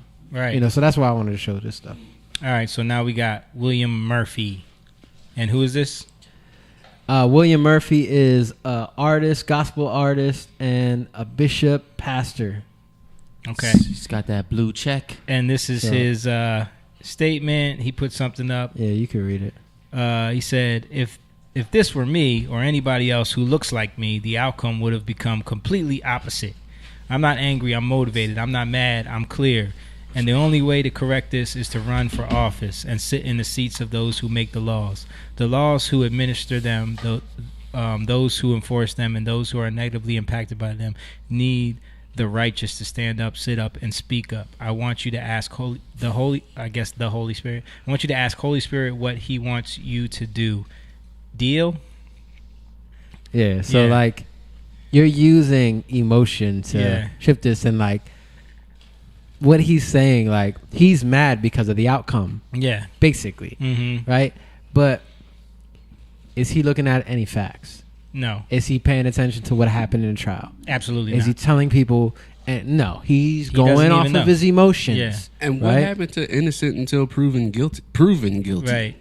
Well, we just talked about the case where, you know, the young kid shot 2 cops and got the same result as Kyle Rittenhouse, and those were cops. And how did he leave there alive if this narrative that they just shooting? Yeah, you know what I mean? Niggas is getting shot for no reason. Died. Yeah. Right. Okay. He got out. But and then this makes me think of the white dude that shot that Trump supporter for no reason in where was that, in Portland? Yeah. And then when the cops tried to arrest him, he got into a gunfight with them and ended up dying. So this is a white dude. So, you know, it seems to happen. Yeah. You know. And again, like, if your motivation is to stop the things that you think are injustices that you're not even looking into, right? If it's an actual injustice or not, right? Right. And then you're motivated by an injustice, you're just a victim of the injustice, and you'll stay injusticely, I don't even know if under that ruling authority, under that to now try to rule or govern in that way, bro. You're not going to be able to. You're not going to be able to do it in an unbiased way. And then you had me pull this up just to give a little perspective on this brother's ways he works. You know, he's doing the weekend worship experience on Sundays, 10:15 a.m. in the building, online. Must be fully vaccinated. You're online, but you have to be fully vaccinated to get this word. Yeah. So I just thought that was interesting. God doesn't reach. The Holy Spirit don't talk to the unvaxxed. Yeah. So, damn, yeah. Yo, bro. Wow, if that's not a part of Sodom, something's going on. Like, come on, man. Come on, bro. Really? Yeah. So you can't even come to church, right? Right. Can I wear a mask? Right. No. Can I get a negative COVID test? No. Right. Don't want to deal with it, brother. Yeah. Right. Right. But I'm not in person. We ain't losing our 501c3 status, brother. Right.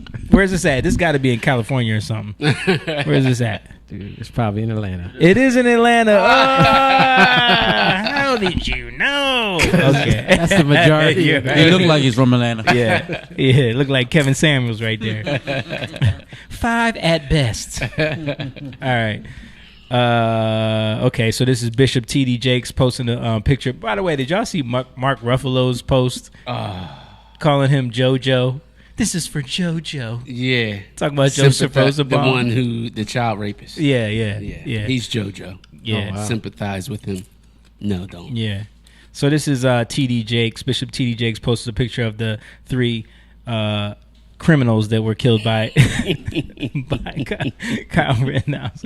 And then this is his post. Yesterday, the Oklahoma governor rightly chose to rescind the execution of Julius Jones. Today's decision by this Wisconsin jury catapults us 2 steps back and sends a troubling message. Vigilantism and the reckless use of firearms have no place in our society. We ought to be able to disagree without harming each other. Our prayers are with the families of shooting victims. We continue to lift Jacob Blake, whose shooting by the police officer triggered the violent events of that night. We remain steadfast in our belief in need of police reform, including common sense training tactics that help de-escalate the kind of situations that led to this tragic blah blah blah. Anyway, the fact that he mentioned Jacob Blake is another right. Like, do you know the facts in that? You haven't even looked into that case. Yeah. The funny thing is, like, people kept saying that he was there because a black man was killed by the police. Jacob Blake is still alive. Yeah. You know, I mean, I get it. He's paralyzed. He's in a wheelchair. He's in a wheelchair. Yeah. But look into the facts of that. Like, it's crazy. So I was looking at T.D. Jakes' comments, and like almost all the comments were like, did you even, no disrespect. Right. But did you look at the trial? You know what I mean? That's the funny thing. But did you look at the trial? That's what, even Mark Ruffalo's post, everybody was going in on him. Like, this is the thing. You're starting to see people are really pushing back against this now. Yeah. They're really like... So he's commenting to me personally. Through text messages. He said, wait, that comment is not what the wording is saying. Now y'all pushing the false narrative. I think he was talking about the other one. Which one? The one before, with what's his name? Kyle? No. Elaborate. The dude, yeah. Let us know what you're talking about. Then. Yeah, we're not trying to push no false narratives, bro. But we definitely ain't trying to push no false narrative. So I'm just saying this because you got T.D. Jakes, right? You didn't show the picture he put up. Yeah, I did. Oh, you showed that? I showed it. Go along with the comment. I was talking about how so Mark Ruffalo's... Okay, so he's acting like they're victims, right? Like, he's acting like they did nothing. They didn't provoke anything. Yeah, look at these 3 angels. No, he showed it, but I didn't know he showed it because he didn't tell me to put it up. Oh, okay. So put it up. Put it up. When I put it, we didn't see when it. I brought it up, he just took it off. Oh, okay. Yeah. So that's what look he at these posted, 3 angels, and then he put on. That's what he wrote that underneath. Right. And that's why people were saying, like, bro, you didn't even look at this. You don't even know what's going on. And put a picture. So that. So my point is, with him, like, he's got so many followers. Yeah. Just be responsible. Right. You know what I mean? With your post. Right. When you, like, if you got so many followers and you doing this, you doing that, you in the entertainment business, whatever. Do whatever you want. Right. But I'm saying, like, if you a Christian and this is what you hold to, you're saying you hold to the truth, then be truthful. Don't just get caught up. That's politics. Yeah. You're playing politics. Yep. You're trying to be politically correct, and you're not even doing your homework to see if it's really true or not. Yep. If it's true, then yeah, I get it. But when it's not even true, like, come on. So that was my thing with that. And what's this one right here? Jonathan McReynolds. And I'm probably making people mad because, you know, people get mad because you're coming at their heroes, baby. They're, what are they called? Sacred cows. Sacred cows. Yeah. And it's like, I'm not saying he's a false teacher. Right. And all, no, I'm not saying you're saying that Donnie getting mad at you. You're saying be responsible with at least do some research before you make a statement. Yeah. Of opinion on something that has all the facts that has misinformation in it, you know, right? And I'm saying that, especially as a man of God, that you can't let your emotions. Paul Horner said, y'all got to check out Pastor Gino Jennings' take on T.D. Jakes. I think I've seen that before. Gino Jennings, yeah. Yeah, and I don't even know a lot about T.D. Jakes. I mean, I heard some of his stuff. Some of it's good. Some of it I don't agree with. You know, I'm not going to get into any of that. Mm-hmm. Oprah loves him. That's all I know. Yeah, she had him. I don't think you're mad at me, Donnie. He's connected to. We just messing around. Nah, we just joking. He's Donnie. connected to Hillsong, ain't he? Who, TD Jakes? Yeah. Is he? Somehow. Right? No. Not Hillsong. No, he has. No. Didn't he do something with them, though? I remember seeing a video. I don't know. He's done stuff with a lot of people. I remember him putting a crown on somebody's head. That dude, was that Jonathan Gray? Right, let's not get into all this stuff. Jonathan Gray after he had that, or was it Eddie Long? One of them. It was Eddie Long. Eddie Long. Yeah. But after he let's had not that get scandal. into all that. Okay. So Jonathan McReynolds. So Jonathan 1 million McReynolds, 1 million followers. He's a musician, gospel artist. And again, like, what did he? Oh, I don't have a. Yeah. You had the post. Okay. I have the post. I'll just put his page back up. Because he deleted it. Oh. And he deleted it because I guess he figured, like, he got ratioed probably. He got a lot of the comments were pretty bad. So he said, all I know is if it was my little cousin, if my little cousin gets an illegal shotgun and rides to another town to a violent protest, lying about his credentials and age, and 3 folks get shot in the fray, the judge better play Jeopardy, jury raffle, and goodbye hugs with him too. And then he says, and the judge better make sure no one calls the people he shot victims either.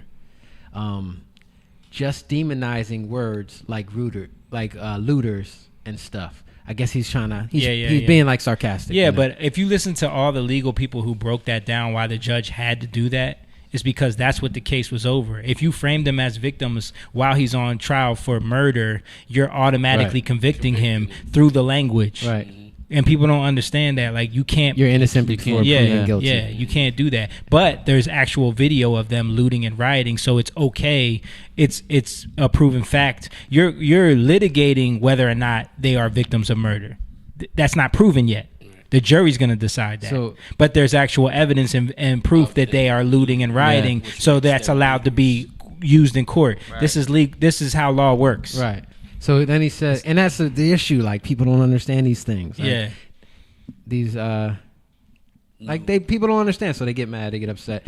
But he says, I don't want Kyle to be treated like my cousin would, which never happened. He's just saying if it happened.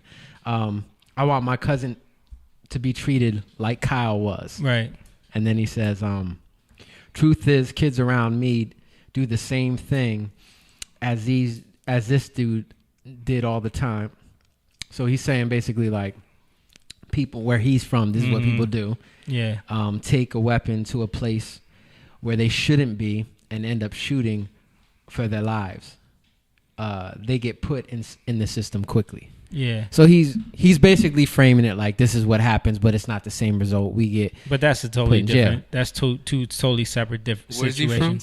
Exactly. Does it say where he's from? Yeah. What city he's in? I don't know where he's from. Because that matters. But he's really popular right now. Who's been running it? Right. And the thing is it open? Is it open carry? Are they carrying shotgun? Yeah. Are they carrying? Is it are they carrying? Yeah. Are they carrying First, legal weapons? He said illegal anyway, which wasn't. He called it a shotgun too. Right. Right. He said illegal from the door, but that's the thing. Like, people are getting emotional. That's my point. Like, it's not. Like, I don't want to get into all the semantics. Like, that, what you did was emotional. He erased it. But when you do that, you're feeding a beast. Yeah. You're feeding something. You know what I mean? Like, when we get mad, what do we got to do? Especially, like, leaders. You lead by example. You humble yourself. Right. The first shall be last, right? Mm-hmm. That's what it says in the Bible. Why does it say that? Because you got to lay down your life. Yeah. Right? The first shall be last. That means you have to be the first one to do it, right? The apostles are the first, right? Mm-hmm. Then the prophets. The foundation is on the apostles and prophets. Why? Because Jesus is the chief cornerstone. He did it first. He laid down his life for us, right? When he said when they literally accused him and he was justified, he laid down his life. Mm-hmm. Forgive them, for they know not what they do. But we're so mad. If we're so mad people, we're going to view things in the wrong way, we get emotional about it, miss facts that are facts. And there might be facts that go against you that are true, and you justified in feeling that way. But guess what? You still got to deny those feelings and give them to God so he can reconcile them for you. And that's all my point. Like, if you call yourself a Christian and a leader, right? Not even a leader, and you're leading people to be overly emotional and focus on the wrong things, feed into something. That has nothing to do with Jesus and what he did, and if you want to hold on to that, that's pride. Definitely. Yeah. All right. We got any other comments? Meanwhile, no one is talking about Ghislaine Maxwell case. I know, right? Yeah, right. That's Paul right there. That's Paul.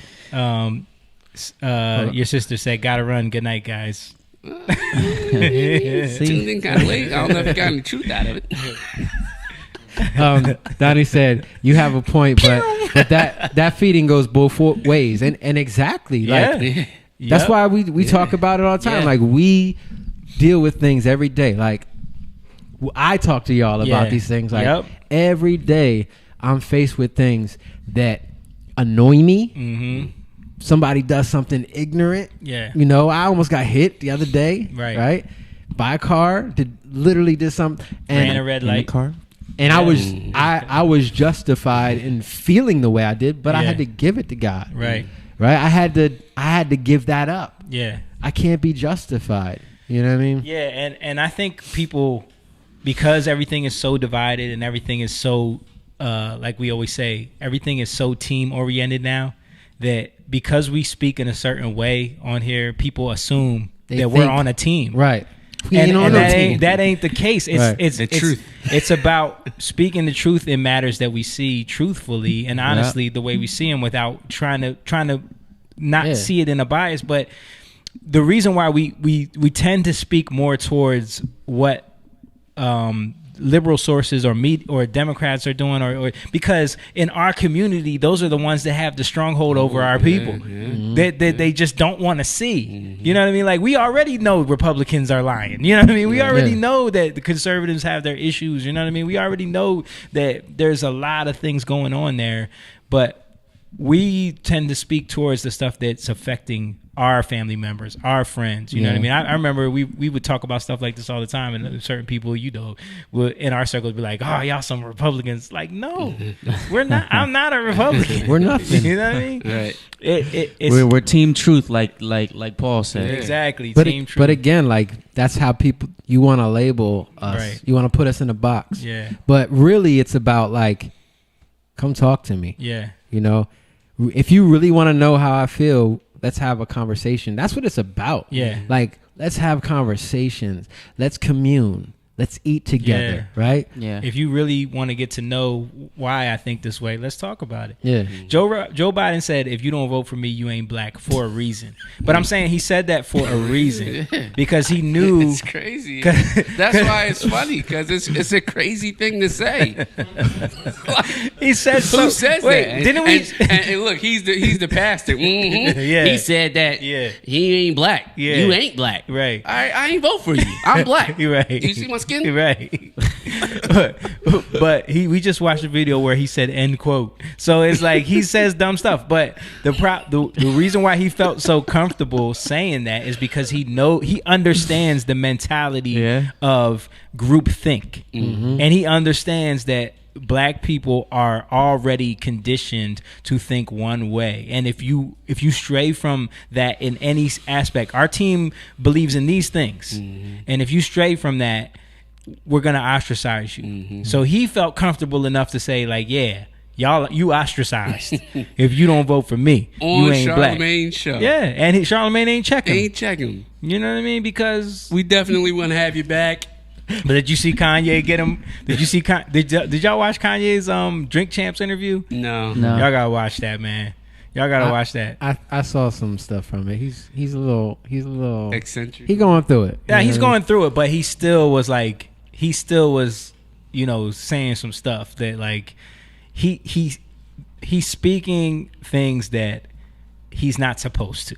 You know what I mean? He's still doing that, and I appreciate that. And he brought up the fact that Joe Biden said that. He brought up the fact that Kamala Harris got 98% of the black female vote, and we ain't seen her do nothing since. You know what I mean? He brought up the fact that like they used that as a pawn. He brought up the fact that John Legend is used by the Democratic Party. Like he talked about all this stuff, which like stuff that we see and we talk about because it's something that plagues us, and they know, like the fact that they know that they said it, and Charlemagne had admitted this on the Breakfast Club. As soon as he pick a black VP, I'm voting for him. Like I don't even like Joe Biden, but he pick a black VP, I'm voting for him. Like it's that easy. It's that easy. Is it that easy? And they know it's that easy. That's why he said I'm gonna pick a woman of color as my VP, because he knows that guarantees me your vote. Yeah. And that's programming. Yeah. That's programming. That's abuse, man. You don't know your abuser. You don't recognize your abuser. Yeah. Yep. And it's not the white man. Yep. It's deeper than that. We don't wrestle against flesh and blood, but against powers, principalities. And we know y'all know it. We know y'all know it, man. And on that note, we're going to wrap it up, man, so Kyle can go get some sleep, man. Jeez, boy. I got a straight-on view of him just over there shifting. And, what time you get up, man? He's like super tired. Yeah, what time today, you get man. up? What time you get up? I fell asleep at 4:30 in the morning, and woke up to go to school at 6:30 in the morning, and then determined that I had no energy to function at all in school, and then said I was going to skip today and go back to sleep, but found that I could not at all go back to sleep. Any attempt to nap didn't happen, so I'm running on empty. Sorry, guys. I apologize for the. That just sounds very irresponsible. Go to sleep. But I do want to mention that y'all should and let's do some research. Are they airing the Ghislaine Maxwell case? No. The judge ain't that crazy? The judge ruled that he doesn't want. So a case that they know is going to divide everybody. They got on 24/7, the Kyle Rittenhouse case. Yeah. As far as I know. But a case that really could that's going to incriminate expose a bunch of people, including the Clintons, including the Bidens, the Bidens, the all of these companies, these corporate companies. elites, Bill Gates. Yeah. Somebody else that just had to step down a couple of days ago because they found emails of him corresponding back and forth with Epstein. Somebody from Barclays had to just step down. But yeah, so the fact that this case is not being aired, we got to do our research and really see if we can find out like what's going on with this case, because there's a reason why they don't want us to know what it is. But yeah, I remember Kyle didn't even know who Ghislaine Maxwell was. Do you remember who she is? Was that the British girl that was like 12? No. Oh my goodness! Oh my goodness! Oh Kyle! Kyle! I realize I'm the mascot for uninformed uninformed knowledge here. No, I'll send you some stuff, man. Get you up on game, but wait. She was involved in the Epstein stuff. Yeah. First of all, that was Greta Thunberg is not British. Yeah, she's Swedish. But no, Ghislaine Maxwell was Jeffrey Epstein's like main. That was his bottom B. Do you know who Jeffrey Epstein is? Yeah. And she was his recruiter. She was the one getting him all the young women, basically, allegedly. But so she's on trial right now, and I'm very interested to see. There's supposed to be a lot of people that she's about to give the tapes on because she's trying to save her ass. So we'll see what happens. Is her trial public? No, that's what we're just commenting on. It's amazing how that's not made public. But specifically something that they know will divide the country. They keep on 24/7. But yeah, shout out to everybody who's been watching. Thanks, Paul, George. Everybody, they said peace out. Peace. Make sure you guys hit the like button. Also, share this video, please. I know we're talking about a lot of crazy stuff. I know people might get mad at you if you share our video. They'll be like, "You believe in this?" But we need all the support we can get. If you don't want to share it though, if you want to be covert, you want to be a young lion in disguise, a sniper lion, you can sign up for our Patreon, because our Patreon is available for you to become a member, and you can support what we're doing.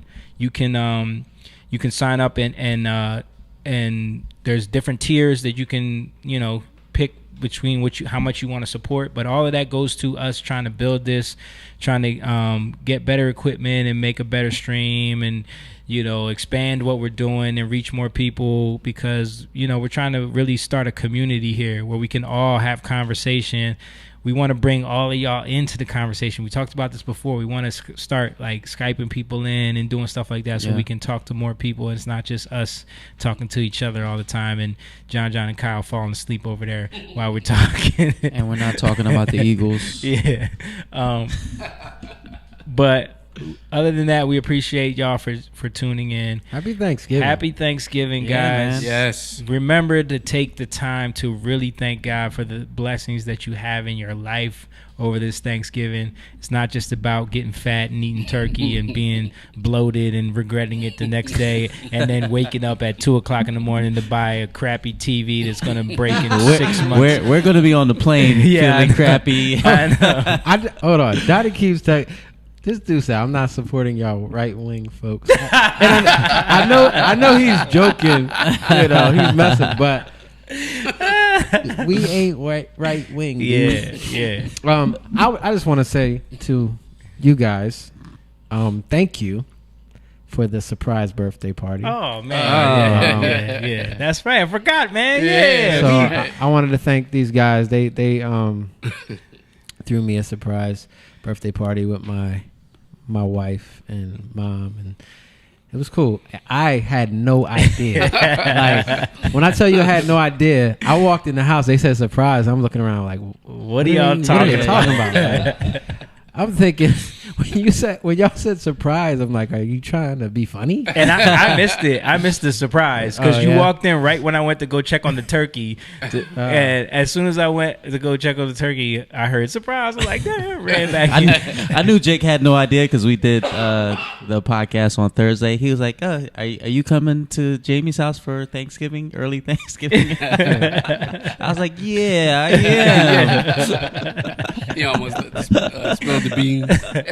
Yes, I will be there. Yeah, that was cool, man. Everybody had a good time. It was fun, man. We played some spades. Had some fun playing some spades. I didn't get a chance to play. Yeah, you was over there getting grilled. I was getting grilled by moms. Moms was the ringleader. Yeah, but man. That was a good time. Yeah. What were we saying? Bye. Oh no, we're not. Yeah, we're not right wing, man. And stop thinking in those. Stop thinking in those terms. There is no right wing. There is no left wing. It's two wings on the same bird. It's all the same trap, bro. Don't believe in that false binary. Stop believing. I wish people would stop believing in binaries. Binaries do not exist. They're all traps. Right wing, left wing, unvaxxed, vaccinated. Man, woman. That kind of that exists. That one, we kind of go with that one. But all these binaries are all set up as traps, man. Stop believing in that stuff. Stop being pulled in, please, man. White, black, like we're all people. Only in America. Yeah, that's true. That's true. Yeah, it's crazy, man. Yo, that's all we used to use that term all the time. Wizardry, man. It's wizardry. Mm-hmm. These are wizard. These are the highest level wizards that y'all have ever thought that could exist, that are putting spells on people constantly, and we're all falling for it, and we're trying to break these spells under people all the time. That's what the Young Lions are about. So we're gonna get out of here. Appreciate all of you once again. And Donnie, come on, man, get on that Patreon, bro. Nah, he said he was playing. Get on that. No, playing. I'm just saying. I don't care if he's playing or not. Sign up on that Patreon, bro. Come on now. Put your money where your mouth is. Put your money where your mouth is. All right. Okay, guys. Come on the podcast, Donnie. Yeah, come on the podcast. Let's talk, man. Yeah, let's talk, bro. He should come on. He likes to talk. Yeah. Very well spoken. Yeah, come on here. Talk. And tell us all your left wing talking points so we can shout them down. This is the Donnie from high school, right? Yeah, Donnie Estrada. I haven't seen him since I was a kid. I know, man. I haven't seen Donnie in forever either. Yeah, I haven't seen Donnie in forever. Yeah, I've never seen Donnie. Yeah. Well, We appreciate you guys once again. We'll see you guys next week, God willing. And everybody have a happy Thanksgiving. We're out of here. Young lion, go live, yeah. Young lion, you rich, yeah. This